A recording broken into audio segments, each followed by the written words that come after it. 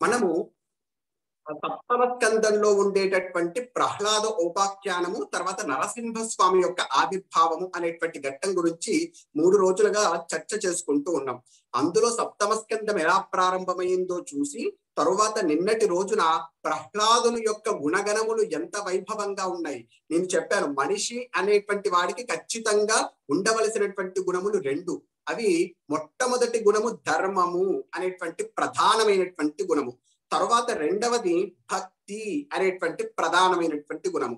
ఈ ధర్మమునందు సకల గుణములు కూడా వచ్చి ప్రహ్లాదుని ఏ విధంగా ఆశ్రయించి పరిపూర్ణమైనటువంటి ధర్మస్వరూపంగా, పరిపూర్ణమైనటువంటి ఒక సాధువు అనేటువంటి వాడు ఎలా ఉండాలి అనేటువంటిది నిర్వచించాలి అంటే ఒక ప్రహ్లాదుని దేవతలు కూడా ఉపమానంగా చెప్పేంత స్థితిలో ప్రహ్లాదుడు అనేటువంటి వాడు ఉన్నాడని, తర్వాత భక్తి అనేటువంటి దాంట్లో కూడా భక్తికి ఆయనకు మించినటువంటి జ్ఞాన భక్తులు ఇంకొకరు లేరు. జ్ఞానములో అంటే జ్ఞానముతో కూడినటువంటి భక్తి ప్రహ్లాదుడిది. ఆయన యొక్క భక్తి చాలా విశేషమైనటువంటి భక్తి. ఎందుకంటే ఆయన నడిస్తే పానీయంబుడు త్రాగుచున్ కుడుచుచున్ భాషించుచున్ అని చెప్పేసి ఎక్కడ ఏ పని చేస్తున్నా కానీ ఆ పని యందు పరమేశ్వరుణ్ణి చూస్తూ మైమరిచిపోయగలిగేటటువంటి స్థితి అనేటువంటిది ఎవరికి వస్తుంది? అంత సామాన్యమైనటువంటి ఆ స్థితి కోసమే ఎంతో మంది యోగులు, తపస్సు చేసేటటువంటి ఋషులు ఎందరో ప్రయత్నం చేస్తూ ఉంటారు అటువంటి స్థితిని పొందాలి మేము అని చెప్పేసి. కానీ ఆయనకు పుట్టుకతో అబ్బినటువంటి విషయం ఏమిటంటే, ఆయన చూడగానే ఏ విషయాన్ని చూసినా అది మాట్లాడుతున్నాడు, ఆయన మైమరిచిపోతాడు, పరమాత్మయే మాట్లాడుతున్నాడని. చూస్తున్నటువంటి చూపుల్లో మైమరిచిపోతాడు, పరమాత్మయే చూస్తున్నాడని. అలా ప్రతి ఒక్క విషయంలో కూడా పరమాత్మానుసంధానం చేసుకోవడమే తపస్సు. అదే జీవితాన్ని పండించుకునేటువంటి మార్గం అని నిన్న మనం చూడడం జరిగింది. తర్వాత ఇవంతా చూస్తున్నటువంటి బయటి వాళ్ళకి ఎలా అనిపిస్తుంది? అందున అక్కడ ఉండేటటువంటిదంతా కూడా రాక్షసులు, హిరణ్యకశిపు యొక్క మిత్రులు. అలా ఉన్నటువంటి అక్కడ ప్రహ్లాదుడు అనేటువంటి వాడు మాత్రం చాలా విచిత్రంగా ప్రవర్తిస్తున్నారు. ఒక జడుని లాగా ప్రవర్తిస్తూ ఒక పిచ్చివాడిలాగా అనిపిస్తున్నారు అక్కడ ఉండేటటువంటి వాళ్ళందరికీ కూడా. ఆ విషయాన్ని హిరణ్యకశిపునికి వెళ్ళి చెప్పారు. ఎందుకంటే హిరణ్యకశిపుడికి చాలా పనులు ఉన్నాయి, తన కొడుకును పట్టించుకునేంత సమయం లేదు. ఎందుకంటే గంధర్వుల్ని కొట్టాలి, తర్వాత దానవుల్ని కొట్టాలి, దేవతల్ని కొట్టాలి, వాళ్ళ దగ్గర ఉండే ఆవిస్సులు లాక్కోవాలి, వాళ్ళ దగ్గర ఉండే ఐశ్వర్యాన్ని లాక్కోవాలి. ఇలా అనేకమైనటువంటి పనులు ఉండడం వల్ల ప్రహ్లాదుని పట్టించుకోకపోతే ప్రహ్లాదుని తరపున ఉండేటటువంటి వాళ్ళందరూ చూసినటువంటి వాళ్ళు ఏంటి ఎలా ప్రవర్తిస్తున్నాడో చూసారా మహారాజా అని చెప్పేసి ఆయన దగ్గరికి వచ్చి చెబితే, అప్పుడు హిరణ్యకశిపుడు ఎవరైనా మారాలి అంటే ఒక మంచి గురువు అనేటువంటి వాడు అవసరమని గుర్తించి చండ అమర్కులు అనేటువంటి శుక్రాచార్యుని యొక్క కుమారులు అండి వాళ్ళు. వాళ్ళ పేరు చండ అమర్కులు అని చెప్పేసి మనకు తెలుగు భాగవతంలో కనిపిస్తుంది. కాకపోతే సంస్కృత మూల భాగవతంలో ఏంటంటే షండ అమర్కులు అని మాత్రమే ఉంది. షండ అమర్కులు, వాళ్ళు చండామార్కులు కాదు. ఎందుకంటే చండ అంటే కోపం అని అర్థం, షండ అంటే అర్థం ఏంటంటే నిష్క్రియులు అనేటువంటి అర్థం. అమర్క అంటే అర్థం ఏంటంటే నిస్తేజులు అని అర్థం, నిష్క్రియ నిస్తేజులు అని ఒక అర్థాన్ని కనుక తీసుకుంటే. కాబట్టి షండామార్కులు అంటే చా అని చేరిస్తే మాత్రం కోపం కలిగినటువంటి వారు అనేటువంటి అర్థం వస్తుంది. కాబట్టి మామూలుగా సంస్కృత మూలంలో ఉండేది మాత్రం షండామార్కులు అని చెప్పేసి. షండామార్కులు అనేటువంటి శుక్రాచార్యుని యొక్క పుత్రుల్ని పిలిపించి అక్కడ ఆయన ఒక అద్భుతమైనటువంటి పద్యం చెప్తాడండి హిరణ్యకశిపుడు ఏదో తక్కువగా అంచనా వేస్తాం కానీ ఆయన చెప్పడం మాత్రం మంచిగా చెప్తాడు, ఏది చెయ్యడు. మంచివన్నీ కూడా చెప్తాడు తప్ప ఏది కూడా మనం మొట్టమొదటి నుంచి చూస్తున్నాం. ఆయన చెప్పేటప్పుడు వేదాంతం చెప్పాడు, చక్కగా భగవద్గీత చెప్పాడు, హిరణ్యకశిపు గీత అనుకున్నాం దాన్ని అంతా చెప్తాడు. కాకపోతే చెయ్యడం వచ్చేసరికి మాత్రం ఆయన పనుల్లో మొత్తం కూడా అధర్మమే కనిపిస్తుంది. ధర్మం చెప్పడం గొప్ప విషయం కాదు, ధర్మాన్ని ఆచరించడం గొప్పనైనటువంటి విషయము అనేటువంటి విషయాన్ని మనం ఆ హిరణ్యకశిపుని చూసి నేర్చుకోవాలి. ఆయన ప్రహ్లాదుని దగ్గరికి పిలిచి షండామర్కుల్ని కూడా పిలిచి ఆయన ఒళ్ళో కూర్చోబెట్టుకొని ప్రహ్లాదుని ఆయన ఒక మాట అంటాడు, చదువని వాడజ్ఞుండగు చదివిన అసత్ వివేకము గలుగు చతురత గలుగు చదువగా వలయును జనులను చదివించద ఆర్యులొద్ద చదువుము తండ్రి. చదువు యొక్క గొప్పతనం అంతా చెప్పేశాడు. అంటే చదవకపోతే గనక అజ్ఞానం అనేటువంటిది ఆవరించేస్తుంది. అసలు నిజం ఏమిటి, అబద్ధం ఏమిటి, ఏం జరుగుతుంది అనేటువంటి విషయం తెలియదు, ఒక అమాయకుల్లా ఉంటారు. కాబట్టి అలా ఉండడం సరైనటువంటి విధానం కాదు. కాబట్టి చదువగా వలయు జనులు, ప్రతి ఒక్కరూ కూడా చదవాలి. ఎందుకంటే ఆ చదవడం వల్లనే వాడికి జీవనంలో ఎలా ఉండాలి, ఏం చెయ్యాలి అనేటువంటి విషయం పైన అవగాహన వస్తుంది అని చెప్పేసి పూర్వం కూడా అందరూ చదివేవాళ్ళు. మనం ఏమనుకుంటామంటే ఒక వర్గం వాళ్ళు మాత్రమే చదివేవాళ్ళు అనుకునేవాళ్ళు. ఎవరికి ఎంతవరకు ఏం అవసరమో అది తెలుసుకోవడమే విద్య. విద్య అంటే ఏదో అందరూ ఒకే దాన్ని నేర్చుకోవడమే విద్య అనుకోవడం తప్పు. ఇప్పుడు అందరూ ఇంగ్లీష్ నేర్చుకుంటేనే విద్య అనుకుంటే తప్పు. అలా కాదు. ఎవరి యొక్క బాధ్యతలు అంటే వాళ్ళకు కావలసినంత పరిధిలో వాళ్ళకి ఎంతవరకు మేరకైతే అవసరం అవుతుందో తన జీవితంలో అంత మేరకు నేర్చుకోవడం కూడా విద్యే. వాటిని కూడా విద్యలుగా పరిగణించవచ్చు. స్త్రీలు వారి వారి విద్యల్ని నేర్చుకునే వాళ్ళు, పురుషులు వారి వారి విద్యల్ని నేర్చుకునే వాళ్ళు, ప్రతి ఒక్క వర్ణం వారు కూడా వారి వారి విద్యల్ని నేర్చుకునేటువంటి స్థితి మనకు పూర్వం ఉండేది. కాబట్టి ఆ చదువు అనేటువంటిది చాలా గొప్పది. కాబట్టి నేను పెద్దల దగ్గరికి పంపించి చదివిస్తాను, చదువుకో అని చెప్పేసి చెప్పాడు హిరణ్యకశిపుడు ప్రహ్లాదునికి. అప్పుడు ప్రహ్లాదుడు కూడా వెళ్ళాడు. చండామార్కులు ఆ బాలుని కూడా తీసుకొని వెళ్ళారు. తీసుకొని వెళ్ళి అక్కడ వాళ్ళు అనేకమైనటువంటి విద్యాబుద్ధులు అనేటువంటివి చెబుతూ ఉన్నారండి. అలా చెబుతున్నప్పుడు అనేకమైనటువంటి శాస్త్రాలు, వాళ్ళు చెప్పేటటువంటి శాస్త్రాలు ఏంటో తెలుసా? 3 శాస్త్రాలు ప్రధానంగా చెప్తున్నారట. ఒకటి ధర్మశాస్త్రము, రెండవది కామశాస్త్రము, మూడవది అర్థశాస్త్రము. ఈ 3 శాస్త్రాలు చెప్తున్నారు. ధర్మశాస్త్రం ఏంటంటే అని మనకు అనుమానం రావచ్చు. ధర్మశాస్త్రము అంటే మానవ ధర్మశాస్త్రం కాదు వాళ్ళు చెప్పింది, రాక్షస ధర్మశాస్త్రం. అంటే రాక్షసులు ఏ విధంగా గంధర్వుల్ని హింస పెట్టాలి, లేదు ఒక దేవేంద్రుని ఎలా ఆయన యొక్క పదవిలో నుంచి కిందకి పడేయాలి, దానికోసం తపస్సుని ఎలా ఉపయోగించుకోవాలి, బలాన్ని ఉపయోగించి తన బలానికి తగినటువంటి రాక్షసుని ఏ విధంగా ఎంచుకోవాలి, ఏ దేవతను ఎంచుకొని ఎలా యుద్ధం చేయాలి, ఇది వీళ్ళ ధర్మం చెప్పేది. కాబట్టి ఇలా రాక్షస ధర్మము, తర్వాత వచ్చేసరికి అర్థశాస్త్రము, కామశాస్త్రం, ఇట్లాంటి అనేకమైనటువంటి ధర్మాలన్నింటినీ కూడా చెబుతున్నారు. ఎవరికి చెబుతున్నారు? అంతా బ్రహ్మమయమై చూసేటటువంటి ఆ పరమాత్మ అనుసంధానం చేసుకునేటువంటి ప్రహ్లాదునికి చెప్తున్నారు. ఇక్కడే మనకు ఉపనిషత్తులు ఒక మాట ఉంటారు, ఏదైతే ఒక్కటి తెలుసుకున్నామో ఇక మిగతావన్నీ తెలుస్తాయో దానికి ఈ ఆత్మజ్ఞానం అని పేరు. ఆ ఆత్మజ్ఞానాన్ని పొందినటువంటి వారికి శాస్త్రాలన్నీ చెబుతున్నారు. ఆ శాస్త్రాలన్నీ వాళ్ళకి కరతలా మనకు వాళ్ళు ఏమి చేయవలసినటువంటి అవసరం లేదు, కానీ చెబుతున్నారు.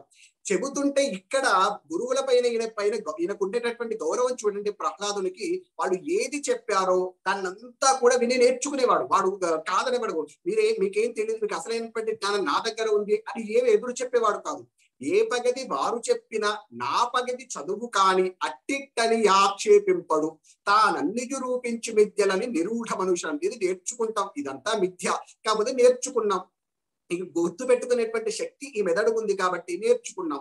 నేర్చుకున్న తర్వాత ఏదో నేర్చుకున్నాం అంటే ఊరికే వినేసి విడిచిపెట్టడం కాదు. ఆయన విన్న తర్వాత మళ్ళీ చెప్పేవాడట. ఎత్రత్ర గురునా ప్రోక్తం శుశ్రువే అనుపాటచ అన్నారు సంస్కృత భాగవతంలో. అంటే అది గురువు చెప్పినటువంటి విషయాన్ని వినేవాడు, శుశ్రువే వినేవాడు. తర్వాత అనుపాటచ, అనుపాటచ అంటే ఏంటి అంటే మళ్ళీ తిరిగి చెప్పేవాడు. తిరిగి చెప్పిన తరువాత నసాధు మనసామన్యే స్వపరాసత్ గృహాశ్రయం అన్నారు. ఆ విడిచిపెట్టినటువంటి దాన్ని విడిచిపెట్టేవాడంట మళ్ళీ. అంటే ఇది అసాధు, అంటే ఇది మనకు ఉపయోగపడేటటువంటిది కాదు, మనం పరమాత్మ అనుసంధానం చేసుకోవడానికి ఉపయోగపడేటటువంటి విషయం కాదని చెప్పేసి దాన్ని విడిచిపెట్టేవాడంట. నేర్చుకునేవాడు, తిరిగి అప్పచెప్పాలి కాబట్టి గుర్తు పెట్టుకునేవాడు. తరువాత ఆ విషయాన్ని గురించి అది మనకు అవసరం లేనటువంటి విషయం దాని గురించి చింతన చేసేవాడు కాదు. హాయిగా పరమాత్మ అనుసంధానంలో గడుపుతూ ఉండేవాడు ప్రహ్లాదుడు. అలా కొంతకాలం అనేటువంటిది గడిచింది. తర్వాత కొంతకాలం అలా విద్యాభ్యాసం జరుగుతున్న తర్వాత ఆ హిరణ్యకశిపుడికి ఎంతైనా పుత్ర ప్రేమ ఉంటుంది కదా, నా కొడుకు ఎలా చదువుతున్నాడో తెలుసుకోవాలని ఒకానొక సమయంలో చండామార్కులకి కబురు పెట్టాడు. నా కొడుకుని తీసుకుని రా. ఏకదా అసురరాట్ పుత్రం అంకమారోప్య పాండవ, వాడిని తీసుకుని రాగానే వెంటనే ఆ తొడపైన కూర్చోబెట్టుకున్నాడు. ఒక్కసారి మూర్తాన్ని ఆగ్రహించాడు. తర్వాత గట్టిగా కౌగలించుకున్నాడు. ఆయన ఆ తండ్రి ప్రేమ ఎంత ఉందో అంత చూపెట్టేశాడు. ఆయన ఏమన్నారంటే సంస్కృత భాగవతంలో అయితే ఆయన ఆనందాశ్రువులతో ప్రహ్లాదును మొత్తం తడిచిపోయాడట. అంటే అంత ప్రేమను చూపెట్టాడు ప్రహ్లాదుని. అలా అయిన తరువాత ఒక ప్రశ్న వేశాడు. పప్రచ్చ అంటే ఒక ప్రశ్న వేశాడు. ఏమని ప్రశ్న వేశాడు? కత్యతాం, ఒక విషయాన్ని చెప్పు. వత్స ఓ కుమారా, ఒక్క విషయాన్ని చెప్పు. మన్యతే సాధు యద్భవాన్, నువ్వు ఇప్పటి వరకు ఏవో నేర్చుకున్నావు కదా, నేర్చుకున్నటువంటి దాంట్లో సాధు అన్నాడు. అంటే మంచిది ఏదో అది చెప్పు అన్నాడు. అంటే నువ్వు నేర్చుకున్నావు అనేకమైనటువంటి విషయములు, నువ్వు నేర్చుకున్నటువంటి వాటిల్లో నువ్వు ఏది మంచిది అని భావిస్తున్నావో, సాధు యద్భవా, నువ్వు మంచిదని భావిస్తున్నారో ఆ విషయాన్ని చెప్పు అని అన్నాడండి. ఇక్కడ వచ్చిన తప్పు. మీ గురువులు ఏం చెప్పారు అని అడిగారు అనుకోండి, మంచిగానే చెప్పేవాడు ప్రహ్లాదుడు. మీ గురువులు ఏం చెప్పారంటే నాకు అర్థశాస్త్రం చెప్పారండి, కామశాస్త్రం చెప్పారండి, ధర్మశాస్త్రం చెప్పారండి చెప్పేవాడు. కానీ ఇక్కడ ఏమన్నాడు? అడుగుతున్నాడు, ప్రశ్న వేయడంలో ఉంది. హిరణ్యకశిపుడు ప్రశ్న ఏమని వేస్తున్నాడు అంటే తత్ సాధుమన్యే, నువ్వేది సాధువుగా అనుకుంటున్నావు అంటే అప్పుడు చెప్పాడు, తత్ సాధుమన్యే, నేను అది సాధువు, అది మంచిది అనుకుంటున్నాను. ఏది మంచిది అనుకుంటున్నాను? అసురవద్య, ఓ అసురవద్య, నేను ఇది మంచిది అనుకుంటున్నాను. ఏమిటో తెలుసా? దేహినాం సదా సముద్విగ్నధిజాం అసద్గ్రహాత్ ఇత్తాత్మపాతం గృహమంధకూపం వనంగతో ఎద్దరి మాత్రయేత. దీనికి చక్కగా తెలుగు పద్యం రాశారండి పోతన గారు. ఎల్ల శరీరధారులకు ఇల్లని చీకటి నూతి లోపలం ట్రెల్లక వీరు నేమనుచు మతి భ్రమణము భిన్నులై ప్రవర్తిల్లక సర్వము నతని కళామయ రూపమంచు విష్ణునందుల్లము చేర్చి తారడవినుంట మేలు నిశాచరాగ్రణి అన్నాడు. నిశాచరాగ్రణి అంటే రాక్షసేశ్వర అని చెప్పేసి, అంటే ఒక తండ్రిని పట్టుకుని తండ్రి అనేది అక్కడ నిశాచరాగ్రణి అంటే నువ్వు ఇంకా అంధకారంలో ఉన్నవరా, కాస్త మారు అనేటువంటి విషయాన్ని ఇక్కడ చెప్తున్నావు. అంటే మనం ఎప్పుడు ఏం చేస్తూ ఉంటామంటే ఈ శరీరం నేను, ఇల్లని చీకటి లోపల అంటే ఇదంతా కూడా ఒక నూతి అనరా, ఒక గృహం అనేటువంటి నూతి, అక్కడి వరకే మనకు పరిమితం. అంటే మనకు బయట ఏం జరుగుతుంది, ఈ జగత్తునంతా ఎలా సృష్టించడంతా మనకు అవసరం లేదు. మన భార్య, మన పిల్లలు, మన ఇల్లు, ఇక్కడి వరకే మనకు పరిమితం అయిపోతుంది మన యొక్క జీవితం అనేటువంటిది. ఇలా పరిమితమైనటువంటి జీవితంలో జీవిస్తూ అంధకారంతో ఎప్పుడూ కూడా ఈ మిథ్యా విషయముల గురించే చింతన చేయడం తప్ప, డబ్బు సంపాదించడం, సుఖభోగాలు అనుభవించడమే తప్ప వీటి గురించి చింతన చేయకుండా, వీటి గురించి ఆలోచించకుండా హాయిగా అడవిలోకి వెళ్ళి ఆ పరమేశ్వరానుసంధానం చేయగలిగేటటువంటి స్థితి ఎవరికైతే కలుగుతుందో, ఆ స్థితి ఎవరికైతే కలుగుతుందో అలా ఆ స్థితి కలిగినటువంటి వాడు ఎవడైతే ఉన్నాడో వాడు ధన్యుడని నేను భావిస్తున్నాను, వాడే గొప్పవాడు నేను భావిస్తున్నాను అని చెప్పేసి అన్నారండి. అక్కడ విష్ణునందుల్లము చేర్చి అన్నాడు. అంటే విష్ణు యందు పరిపూర్ణమైనటువంటి మనస్సు చేర్చి నువ్వు అలా ఉండాలి అని చెప్పేసి. దయచేసి ఏమో షేర్ చేస్తున్నారండి, ఎవరు షేర్ చేయకండి.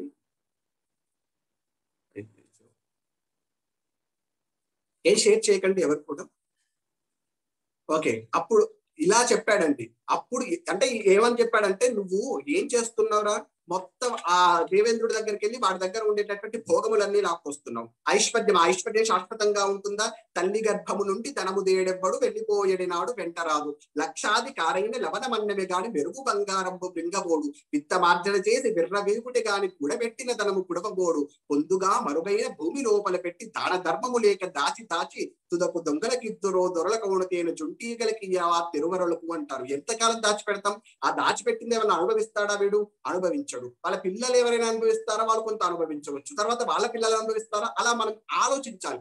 ఆలోచిస్తే ఏమవుతుంది, ఆ నిజమైనటువంటి శాశ్వతమైనటువంటి వస్తువు ఇది కాదు, అసలైనటువంటి వస్తువు ఏదో తెలుస్తూ ఉంది. కాకపోతే ఇప్పుడు నువ్వేం చేస్తున్నావు, ఈ అశాశ్వతమైనటువంటి ధనం కోసం, కామం కోసం, నీ సుఖం కోసం ఇలా తిరుగుతూ ఉన్నావు. ఇవన్నీ కూడా శాశ్వతం కాదురా.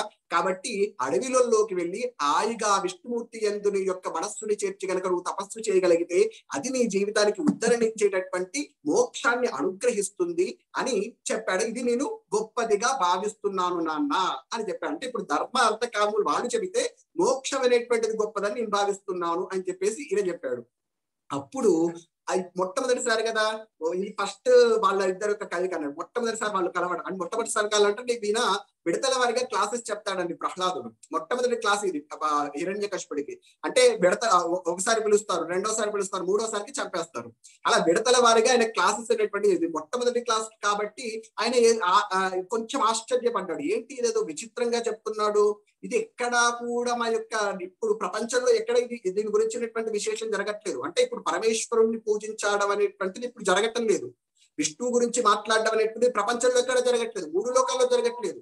ఆయన దగ్గర జరగకపోవడం కాదు, 3 లోకాల్లో ఎక్కడ కూడా ఆయనను పూజించడం అనేటువంటిది జరగటం లేదు. ఎందుకంటే ఆయనను మాత్రమే పూజించాలి. దేవుడు అనేటువంటి వారు వేరే వారిని పూజించకూడదు. హిరణ్యకశపవే నమః ఆ ఒక్క మంత్రమే మొత్తం అంతటా వినిపించాలని ఆయన ఆర్డర్స్ పాస్ చేశాడు. దేవేంద్రుడైనా సరే, ఇంద్రుడైనా సరే, నారదుడైనా సరే, తుంబురుడైనా సరే, గంధర్వుడైనా సరే, ఎవరైనా సరే. కాబట్టి ఇప్పుడు ఈ మాటలు వినేసరికి ఆశ్చర్యం వేసింది. ఎక్కడ పట్టుకొచ్చాడు ఈ మాటల్ని అని ఒక్కసారి జహాస గట్టిగా బిగ్గరగా నవ్వాడట. ఇప్పుడు మొట్టమొదటిసారి కాబట్టి నవ్వాడు. బుద్ధిర్బాలానం విద్యతే పరబుద్ధిభి. ఎప్పుడైనా గమనించండి, మనమైనా మన పిల్లలు ఎవరైనా తప్పు చేశారనుకోండి, తప్పు చేస్తే మన పిల్లల్ని దూషించడము, లేకపోతే మన పెంపకాన్ని దూషించడం చేయడం. వీడు ఈ మధ్య పలానా వ్యక్తితో తిరుగుతున్నాడు రా కాబట్టి వీడు చెడిపోయాడు అంటాం. ఇప్పుడు హిరణ్యకశిపుడు కూడా అదే అన్నాడు. అంటే మన పిల్లాడి తప్పనము, మన పిల్లాడు తప్పు చేశాడని అంగీకరించలేము, మన పెంపకం తప్పని అంగీకరించలేము. అప్పుడు మనం ఏమంటామంటే ఇగో ఫలానా వ్యక్తితో తిరుగుతున్నాడు, ఫలానా వాడిని సాంగత్య దోషం వల్ల ఇట్లా తయారయ్యాడు, అప్పటి నుంచే పెళ్ళైన దగ్గర నుంచి ఇలా తయారు, ఇట్లాంటివన్నీ వేరే వాళ్ళ మీద పెట్టడానికి ప్రయత్నం చేస్తాం. ఇప్పుడు ఆయన కూడా తన కుమారుడిలో దోషం లేదు, బయటి వాళ్ళు ఎవరో చెప్పారు అని ఈయన భావించి అప్పుడు ఒక్కసారి వాళ్ళ షండావర్కుల వంక తిరిగి, అప్పుడు షండావర్కులు కూడా అక్కడే ఉన్నారు, షండావర్కుల వంక తిరిగి అంటున్నాడు, ఎట్టాడిన నట్టాడుదురు ఇట్టిట్టని పలుకనెరుక వితరుల శిష్యులు దట్టించి ఎవ్వరేమని పట్టించురో బాలకులకు పరపక్షంబుల్. ఎవరైనా కానీ పిల్లలు ఏం చేస్తారు, 5 ఏళ్ల పిల్లాడు, ఎవరైనా కానీ మనం ఏది చెప్తే అమ్మా అనమంటే అమ్మా అంటాడు, నాన్న అనమంటే నాన్న అంటాడు, ఏదమంటే అది అంటాడు. కాబట్టి ఈయన ఎట్లా చెబితే అట్లా వింటారు, అట్లా అంటారు తప్ప ఎవరు కూడా తన సొంతంగా ఆలోచించి అనడం అనేటువంటిది పిల్లలకు రాదు. కానీ వీడు చూస్తే 5 ఏళ్ల పిల్లాడు ఏదో విష్ణునందుళ్ళము చేర్చి అడవి తానడవి నుంట మేలు నిశాచరాగ్రణి అని ఏదో మాట్లాడేస్తున్నాడు. ఎవరు నేర్పించారు ఇది అసలు నీకు అని ఒక్కసారి షండావర్కుల వంక చూశారు. షండావర్కులు భయంతో ఒడిగిపోతున్నారు. వాళ్ళ యొక్క ఫేస్ ఎక్స్ప్రెషన్స్ లో అర్థమైపోయింది, వీళ్ళకు కూడా ఇది కొత్తే, ఇప్పటి వరకు ప్రహ్లాదుని వాళ్ళు కూడా ఇట్లా చూసి ఉంటారు అని ఆయనకి అర్థమైపోయింది. ఒక్కసారి ప్రహ్లాదుని వంక తిరిగి మళ్ళీ ఆయన్ని అడుగుతున్నారు, నాకుంచూడగా చోద్యమయ్యడి కదా నా తండ్రి, ఈ బుద్ధిత నీకున్ లోపల దోచనో పరుల్ దుర్నీతులు పఠింపింపిరో ఏకాంతమున భార్గవులు పలికిరో ఈ దానవ శ్రేణికిన్ వైకుంఠుండు కృతాపరాధుడతని వర్తింపనీకేటికిన్. ఆయన విష్ణుమూర్తిని పూజించాల్సిన అవసరం నీకేంట్రా అసలు? నాకు చాలా విచిత్రంగా అనిపిస్తుంది నా తండ్రి, నాన్న తండ్రి, నీ బుద్ధి నీకే లోపల వచ్చిందా, పుట్టుకతో నీకు ఇట్లా వచ్చిందా, లేకపోతే ఎవరైనా చెప్పారా, లేకపోతే ఏకాంతంలో ఎవ్వరు రాక్షస బాలకులు ఎవ్వరూ లేనటువంటి సమయం చూసి ఈ భార్గవులు అంటే షండామర్కులే నీకు ఎక్కడైనా బోధించారా, అసలు ఎవరు చెప్పారా, నీకెందుకురా హాయిగా నీకు కావాలంటే హాయిగా సురలను దోలుటయో సురాధిపతులను సృక్కించుటో సిద్ధులను పరివేదించుటో మునిప్రవులను బాధించుటో యక్ష కిన్నెర గంధర్వ విహంగ నాగపతులను నాశంపుడుందించుటో హరియంచున్ గిరియంచున్ చెడ మోహాంధుడవై పుత్రక. హాయిగా కావాలంటే ఇంద్రలోకానికి వెళ్ళి ఇంద్రుడిని కాసేపు ఆడుకో, ఇంద్రుడితో కాసేపు వాడితో దెబ్బలు కొట్టు, వాడు వింటాడు. తర్వాత గంధర్వుల దగ్గరికి వెళ్ళి వాడిని చంపేసే, సిద్ధుల్ని పరివేదించుట, కాసేపు సిద్ధుల్ని టార్చర్ పెట్టేసే. అంటే ఇవన్నీ ఏంటంటే ఒక సైకోయిజం లక్షణాలు అని చెప్పాను కదా హిరణ్యకశిపుడికి. అవన్నీ హాయిగా చేసుకోకుండా మనం రాక్షస వంశంలో పుట్టి హరియంచున్ గిరియంచున్, హరి అంటావు గిరి అంటావు, ఎందుకురా అవన్నీ మనకు, హాయిగా ఇవన్నీ చేసుకోకుండా ఉండక అని అంటే అప్పుడు ఏం మాట్లాడలేదు. ప్రహ్లాదుడు వచ్చేసరికి ఏం మాట్లాడలేదు. కాకపోతే ఒక్కసారి షండామర్కుల వరకు చూసి వీడికి ఏదో ఎవరో బుద్ధి చెబుతున్నారు, ఆ విషయాన్నంతా కూడా జాగ్రత్తగా తెలుసుకొని నాకు మళ్ళీ వచ్చేసరికి వీడివన్నీ మరిచిపోయి పూర్తిగా ధర్మ అర్థ కాములు ఎందే ఉండేటట్టుగా నువ్వు చెయ్యవలసినటువంటి బాధ్యత నీది అని చెప్పేసి షండావర్కులకు మళ్ళీ అప్పచెప్పేశాడండి. అప్పుడు షండావర్కులకు భయం పట్టుకుంది. అసలు నీకు ఎవరు చెప్పారు అంటే ఇప్పటి వరకు ఎవరు కొత్త వాళ్ళు ప్రవేశించారేమో అని వాళ్ళ అనుమానం. ఇప్పుడు ఇప్పటి వరకు ఎవరు కూడా ఆ మాటలు మాట్లాడినటువంటి వారు ఆ గ్రామంలో కానీ ఆ రాజ్యంలో కానీ ఆ లోకంలో కానీ ఎవరు లేరు. కానీ ఈ మాటలు మాట్లాడేసరికి ఆ ఇంటికి తీసుకొని వచ్చారు ఆ ప్రహ్లాదుల్ని, ఆ షండామర్కులు తీసుకొచ్చి గృహం ఆనీత ముహాయ ప్రహ్లాదం దైత్యయాజకాహ. అప్పుడు శ్లక్ష్ణజ వాత సమపృచ్చత సామవి, చాలా మధురంగా ఎందుకంటే చిన్న పిల్లాడు భయపెట్టేస్తే ఏడ్చేస్తాడు కాబట్టి చాలా మృదు మధురంగా వత్స ప్రహ్లాద భద్రంతే నీకు శుభమగుగాక, వత్సా ప్రహ్లాద నీకు శుభమగుగాక, కాబట్టి సత్యం కథయా నాకు ఒక నిజాన్ని చెప్పు, మా మృష అబద్ధం చెప్పకూడదు, బాలానతి కుతస్తుభ్యాం ఏష బుద్ధి విపర్య, నీ యొక్క బుద్ధి ఇట్లా వక్ర మార్గం పట్టడానికి ఎవర్రా కారణం, పరకృత ఉతాహోతే స్వతో అభవత్, ఎవరైనా బయటి వాళ్ళు ఎవరైనా చెప్పారా, స్వతో అభవత్ నీకే లోపల తోచిందా, అసలు ఏం జరిగిందని, ధన్యతాం శ్రోతు కామానం గురువునాం కులనందన, ఇక్కడ ఎవ్వరూ కూడా మేమైతే చెప్పలేదు ఆ విద్య, స్పష్టంగా మాకు తెలుసు, మేము ఎక్కడా కూడా ఆ విద్య అనేటువంటిది నీకు చెప్పలేదు, అంటే ఇలా చెయ్యాలి అలా చెయ్యాలి అని చెప్పేసి నీకు ఇక్కడ కూడా చెయ్యలేదు, విష్ణు భగవాను గురించినటువంటి ఊసే మన యొక్క ఆశ్రమంలో కానీ మన యొక్క గురుకులంలో కానీ వినిపించదు, కానీ నీకు మాత్రం ఎలా పట్టిందిరా ఇది, గురువునాం కులనందన గురువులు చెప్పినటువంటి విద్య నీకు ఎలా వచ్చిందిరా అని షండావర్కులు అడిగారు. అప్పుడు ఆయన ఒక అద్భుతమైనటువంటి సమాధానం చెప్పాడంటే ప్రహ్లాదుడు, ఒక్క విషయాన్ని మనము జ్ఞాపకం పెట్టుకో గురువు గారు, ఎప్పుడైనా కానీ మన యొక్క మనస్సు అనేటువంటిది సహజంగా పరమేశ్వరుని పైన ప్రీతి కలిగి ఉంటుంది, కాకపోతే ఒక్కొక్కరికి ఒక్కొక్క సమయంలో ఒక్కొక్క విధంగా ప్రీతి అనేటువంటి జనిస్తుంది. ఒకరికి హాయిగా శ్రవణం చేస్తే వాడికి ఆనందం కలుగుతుంది, ఒకానొకడికి కీర్తనం చేస్తే ఆనందం కలుగుతుంది, ఒకానొకడికి ఇంకొక విధంగా ఆనందం కలుగుతుంది. ఆ పరమేశ్వరుని పైన సహజంగా ప్రీతి ఉంటుంది. కాకపోతే వాళ్ళు వెళ్ళేటటువంటి మార్గాలు అనేటువంటి వేరుగా ఉంటాయి. అలాగే నాకు కూడా సహజంగా ఒక అయస్కాంతము ఇనుమును ఆకర్షిస్తే ఆకర్షించడం ఎంత సహజమో అంత సహజంగా నాకు కూడా ఆ యొక్క పరమేశ్వరుడి పైన బుద్ధి కలిగింది. యదా బ్రాహ్మ్య తయో బ్రహ్మన్ స్వయం ఆకర్ష సన్నిధౌ తదా మే విద్యతే చేత చక్ర ప్రాణే దృచ్చయా అన్నారు. అంటే ఏదో దైవయోగం వల్లనో లేకపోతే పురాకృత పుణ్యమో నాకు తెలియదు, కానీ ఒక సహజంగా నాకు ఈ భక్తి అనేటువంటిది కలిగింది. ఒక్కసారి ఆ రుచి చూసిన తర్వాత విడిచిపెట్టడం అనేటువంటిది సాధ్యమవుతుందా నాన్న? ఎంత గొప్పనైనటువంటి గురువు గారికి అంటున్నారు, ఇంత గొప్పనైనటువంటి భక్తిని ఒకసారి రుచి చూసిన తర్వాత ఆ రుచి చూసిన తర్వాత విడిచిపెట్టడం అనేటువంటి సాధ్యం కాదు. ఎక్కడైనా మందార మకరంద మాధుర్యమునదేలు మధుపంపు పోగుడే మదనములకు నిర్మల మందాకిని వీచికలతో రాయంచనునే తరంగినులకు లలిత రసాల పల్లవ కాదియై చొక్కు కోయిల జేరునే కూటజములకు పూర్ణేందు చంద్రికా స్ఫురిత చకోరకంబరుగునే సాంద్రనిహారములకు అంబుజోదర దివ్య పాదార వింద చింతనామృత పాన విశేష మత్త చిత్తము ఏ రీతి నితరంబు చేరనేర్చు వినుత గుణశీల మాటలు వేయునేలా అన్న గురువు గారు.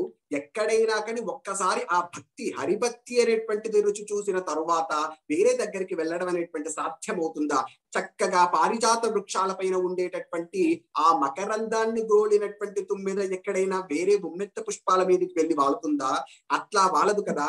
అలాగే నా మనస్సు అనేటువంటిది ఒక్కసారి ఆ హరిభక్తి అనేటువంటిది సహజంగా పట్టుకున్నది. ఆ పట్టుకున్న తర్వాత దాన్ని విడిచిపెట్టడం అనేటువంటిది నా చిత్తానికి, నా యొక్క మనస్సు యొక్క ఆధీనంలో లేదు.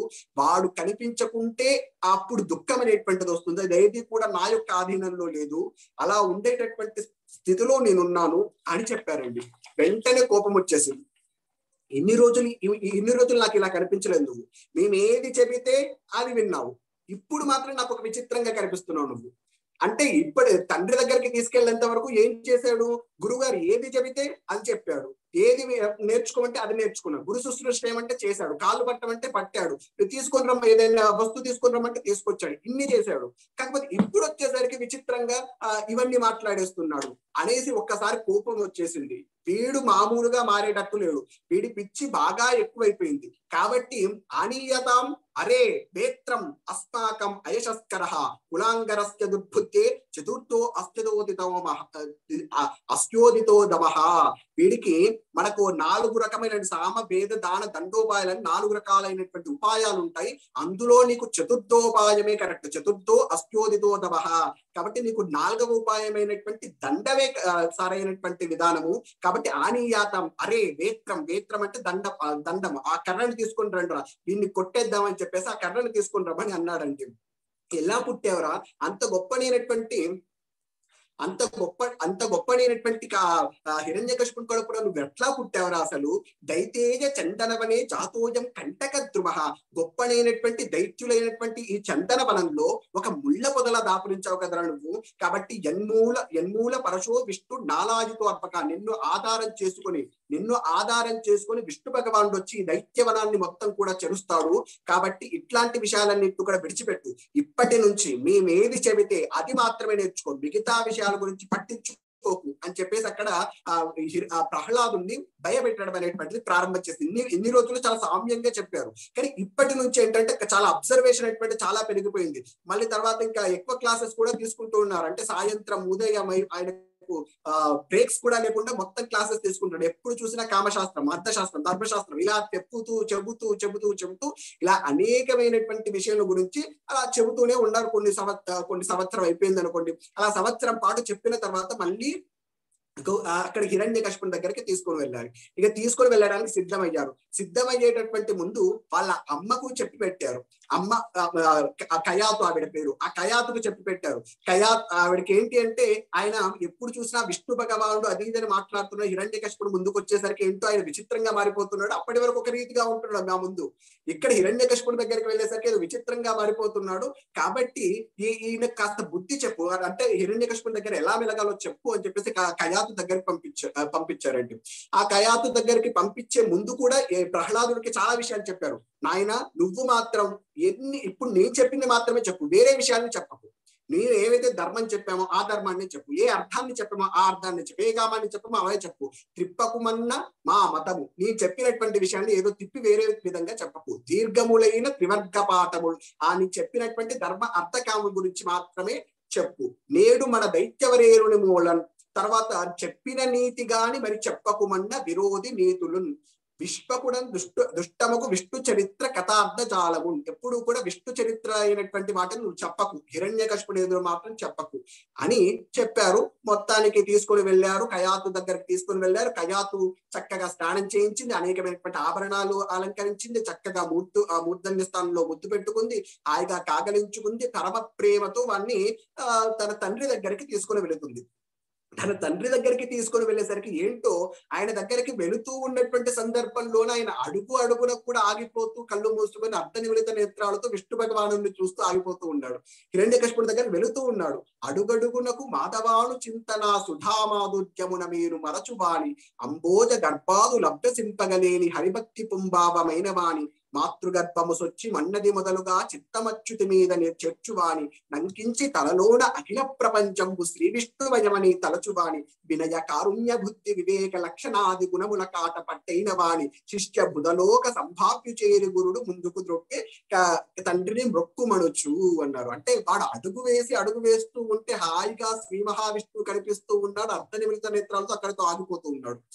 ఎవ్వరికి కూడా సాధ్యం అంబోజ గర్భాదులు, సాక్షాత్తుగా బ్రహ్మగారికి కూడా సాధ్యం కానటువంటి ఆ భక్తి ఎలా అబ్బిందో, కానీ ఆ భక్తితో వాడు మైమరిచిపోతూ అలా ఉన్నాడు. అది ఎప్పటి నుంచి అబ్బింది? మాతృగర్భము సొచ్చినది మొదలుగా, అంటే పుట్టుకతో వాడికి వచ్చినటువంటి ఆ భక్తితో వాడు అలా ఉండి మళ్ళీ ఇలా ఉన్నాడు కాబట్టి ఏదో భక్తిలో తగ్గడండి, తండ్రి యొక్క భక్తిలో, తండ్రి భక్తిలో తగ్గడు.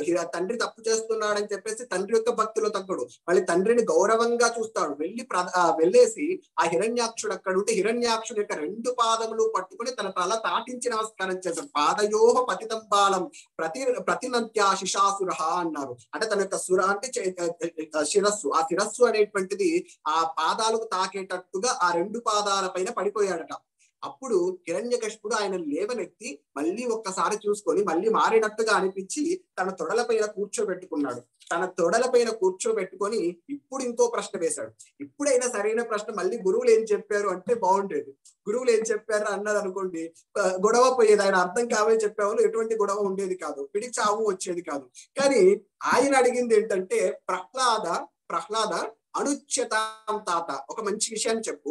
స్వధీతం కించిత్ ఉత్తమం, నువ్వు ఏది ఉత్తమంగా అనుకుంటున్నావో, చాలా గొప్పది అని నువ్వు అనుకుంటున్నావో, ఎప్పుడు కాలేనైతవత ఆయుధం యథాశిక్షత్ గురోద్భవం, గురువులు చెప్పిన దాంట్లో ఏది గొప్పది అనుకుంటున్నావంటే అర్థకామంలో నుంచి చెప్పాలి, అంతే కదా. ఇప్పుడు గురువులు చెప్పినటువంటి సమయంలో ఏది గొప్పది, గురువులు చెప్పినటువంటి దాంట్లో ఏది గొప్పది అన్నారు అనుకోండి, అప్పుడు ఏంటి, గురువులు చెప్పినటువంటి అర్థ ధర్మ కామములు, వీటిలో గొప్పది ఏదో వాడు చెప్పాల్సి ఉంటుంది. కానీ ఇక్కడ హిరణ్యకశిపుడు ఏమన్నాడు, కాలేనైవత అంటే గురువు గారి దగ్గర చదువుకుంటున్నటువంటి కాలములో, గురువు గారి దగ్గర చదువుకున్నటువంటి కాలంలో వాడి పుట్టుక నుంచి గొప్పది ఏంటి అంటే భక్తి యోగమే. కాబట్టి ఆయన అడిగేటటువంటి ప్రశ్న అలా ఉంది.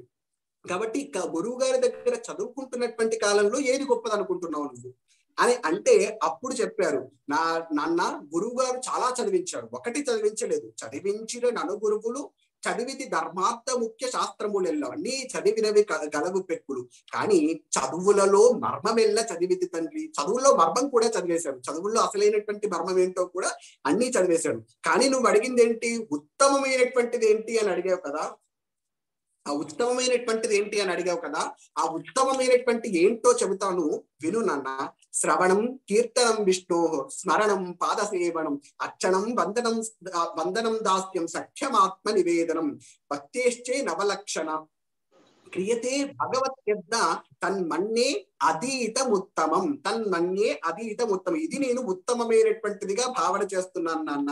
ఏంటి ఉత్తమమైనటువంటిది అంటే, ఎప్పుడైనా కానీ పరమేశ్వరుని యొక్క కీర్తనలు వినిపించినప్పుడు, పరమేశ్వరుని గురించినటువంటి ఉపన్యాసములు వినిపించినప్పుడు, ప్రసంగములు వినిపించినప్పుడు, కథలు వినిపించినప్పుడు, ఆ చెవు అనే శ్రవణ రంధ్రములని సత్కథలు సోగంగా లేశమానందం లేనివాడు అంటారు. ఒక్కసారి ఆ కథలు వినపగాడగానే మనస్సులో నుంచి ఆ ఉత్సాహం అనేటువంటిది పొంగి పొరలిపోయి ఆనందాన్ని అనుభవించేటటువంటి వారు ఎవరైతే ఉంటారో, శ్రవణం కీర్తనం, ఆ నోటిని ఆ స్వామి యొక్క గుణములో తెలుసుకున్న తర్వాత ఆ గుణములోని కీర్తించలేకుండా వాళ్ళు మనస్సులో ఆగలేక ఆ కీర్తన చేసేటటువంటి వాళ్ళు ఎవరైతే ఉంటారో, స్మరణ చేసే ప్రతినిత్యం కూడా ప్రతి ఒక్క వస్తువుల్లో కూడా ఆ పరమాత్మను అనుసంధానం చేస్తూ స్మరణ చేసేటటువంటి వాళ్ళు ఎవరైతే ఉంటారో, పరమేశ్వరునికి సేవ చేయకుండా ఉండేటటువంటి స్థితిలో ఉండేటటువంటి వాళ్ళు ఎవరైతే ఉంటారో, అర్చనం చేసేటటువంటి ప్రతిరోజు కూడా అర్చన చేయకుండా, దేవతార్చన చేయకుండా ఉండాలని వాళ్ళు ఎవరైతే ఉంటారో, వంతన రెండు చేతులు జోడించి ఈ సమస్తమంతా కూడా నీదే స్వామి అని చెప్పేసి నమస్కారం చేసేటటువంటి వాళ్ళు ఎవరైతే ఉంటారో, తర్వాత దాస్యము చేసేటటువంటి వాళ్ళు ఎవరైతే ఉంటారో, సఖ్యం స్నేహితులుగా ఉంటారో, సమస్తమైనటువంటి విషయములన్నిటిని కూడా స్వామికి సమర్పణ చేసేటటువంటి వాళ్ళు ఎవరైతే ఉంటారో, ఈ విధంగా 9 రకాలైనటువంటి మార్గాల్లో భక్తులైనటువంటి వారు ఉంటారు నాన్న. ఈ 9 మార్గాలు కూడా చాలా ఉత్తమమైనటువంటిదని నేను భావన చేస్తున్నాను.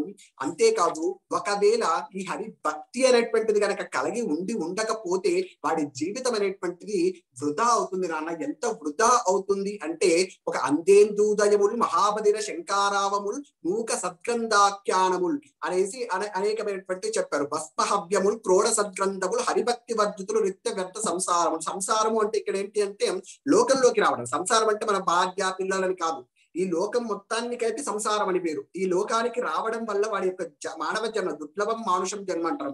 మనుష్య జన్మ అనేటువంటిది చాలా దుర్లభమైనటువంటిది. అంత మనుష్య జన్మను పొంది కూడా హరిభక్తి కలగనటువంటి వాడు ఎవడైతే ఉన్నాడో, వాడి యందు జీవితం వ్యర్థం నాన్న. వాడికి జీవితం ఇచ్చి వృధా. పరమేశ్వరుడు జీవితం ఇచ్చినందుకు ఎలా ఉపయోగించుకోవాలో అలా ఉపయోగించుకోలేకపోయారు నాన్న.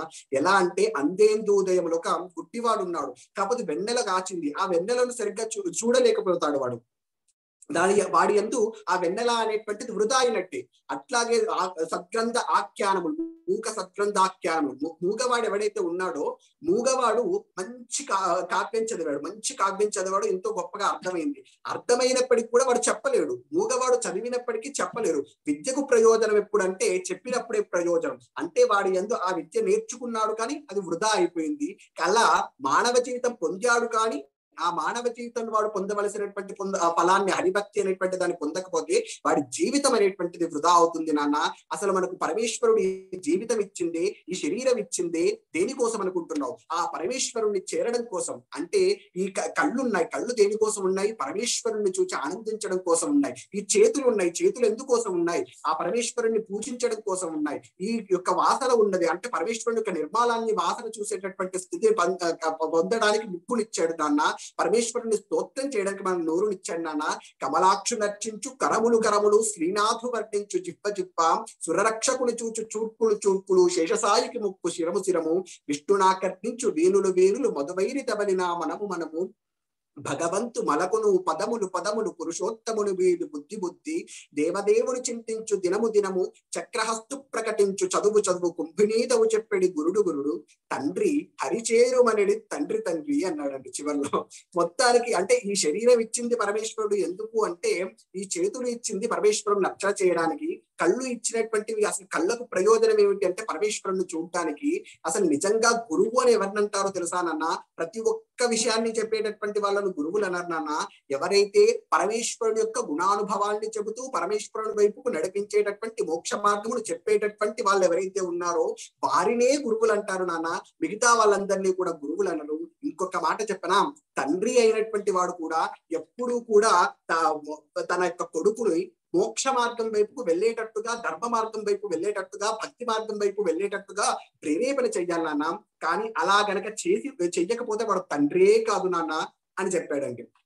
ఇప్పుడు హిరణ్యకశిపుడికి ఎలా ఉంటుంది, తండ్రి ఒకవేళ నువ్వు వద్దంటున్నాడు ఆ హిరణ్యకశిపుడు, నేను భక్తిగా ఉంటానంటూ, భక్తిగా ఉండమనకపోతే అసలు తండ్రే కాదు అంటున్నాడు. అలా ఒకవేళ నువ్వు గనక ఉపయోగించుకోకబడితే నీ యొక్క ఈ శరీరం అనేటువంటిది అలా గనక ఉపయోగించుకోకపోతే అవన్నీ కూడా వృధా అయిపోతాయి నాన్న. కంచాక్షులకు కాని కాయంపు కాయమే పవన కుంభిత చర్ప పస్త్రిగాక. ఏదో వాయువు నింపినటువంటి తోలుతిత్తి ఎలా ఉంటుందో ఈ శరీరం అంతా కూడా అలా ఉంటుంది. ఆ చక్రి చింతన లేని జన్మము కాదు, తరల సలిల బుద్బుదంబు కాక విష్ణుభక్తి లేని విబుదుడే పాత యుగము తోడి పశువు కాక. ఏమన్నాడు, మొట్టమొదటి వచ్చేసరికి ఏమో అసలు నువ్వు తండ్రివే కాదన్నాడు, రెండోసారి వచ్చేసరికి అసలు నువ్వు మనిషివే కాదంటున్నాడు, పశువు అంటున్నాడు. అంటే చూడండి ఆయనకు క్రోధం అనేటువంటిది ఇక పెరిగిపోయింది. అలా పెరిగిపోవడంతో ఒక్కసారి ఆ యొక్క కోపం అనేటువంటిది కట్టలు తెంచుకుంది హిరణ్యకశిపుని యొక్క కోపం. అప్పటి వరకు తొడ మీద కూర్చొని ఉన్నాడు ప్రహ్లాదుడు, తొడ మీద కూర్చొని ఇవన్నీ చెబుతూ ఉన్నాడు.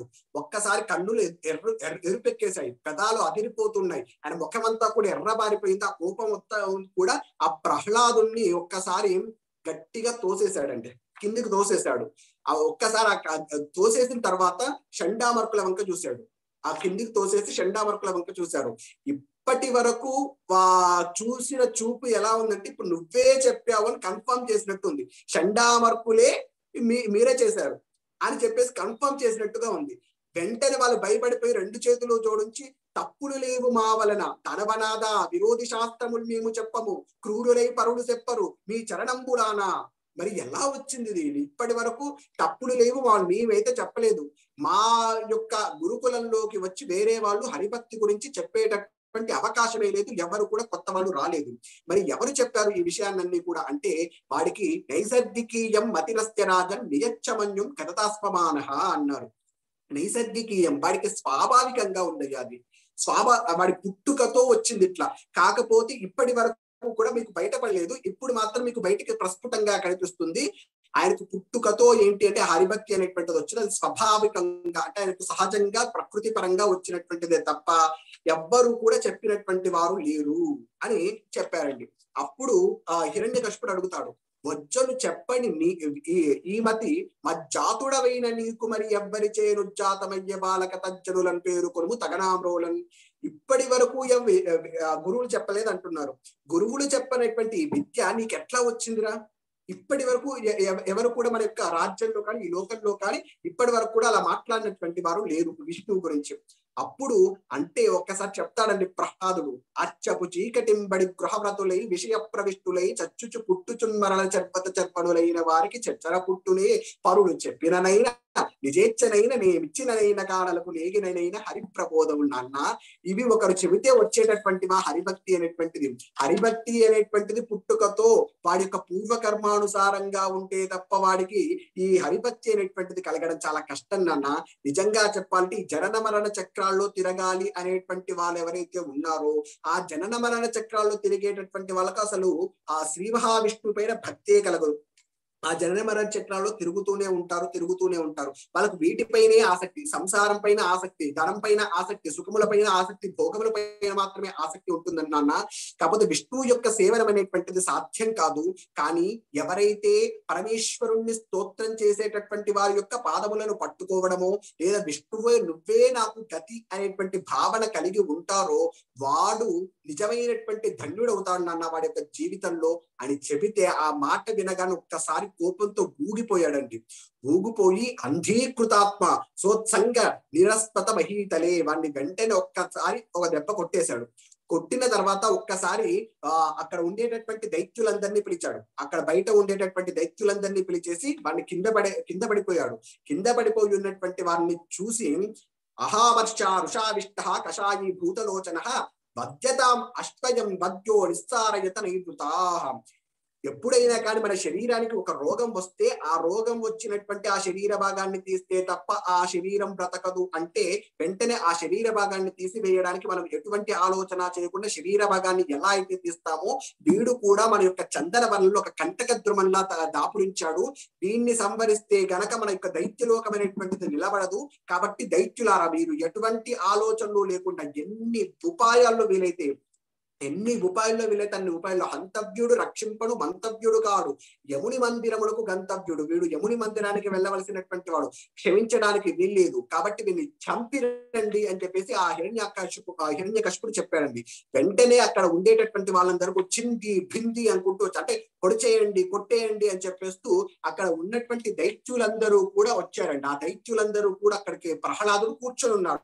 అప్పుడు నేలపైన ఉన్నాడు, ఎందుకంటే కొట్టేశాడు కదా, నేలపైన కూర్చొని ఉన్నాడు ప్రహ్లాదుడు. ఆ వాళ్ళందరూ కూడా శూలములు అవన్నీ కూడా తీసుకుని వచ్చి, వాడు బాలుడని చూడలేదు, 5 ఏళ్ల బాలుడు వాడు, అందున పెద్దలైనటువంటి రాజు యొక్క కుమారుడు, చాలా సౌమ్యుడు, అందరి యందు ప్రేమ కలిగినటువంటి వాడు. ఇవేమి పట్టించుకోకుండా వాడిని ఆ శూలములు పెట్టి పొడి చేస్తున్నారండి. అలా శూలములు పెట్టి పొడి చేస్తూ ఉంటే వాడేం చేశాడు, పలువురు దానవులు పొడువ బాలుని దేహము లేశ మాత్రము నొలియదు, లోపలని రుదిరముబ్బదు కందదు శల్య సంగము నలియదు.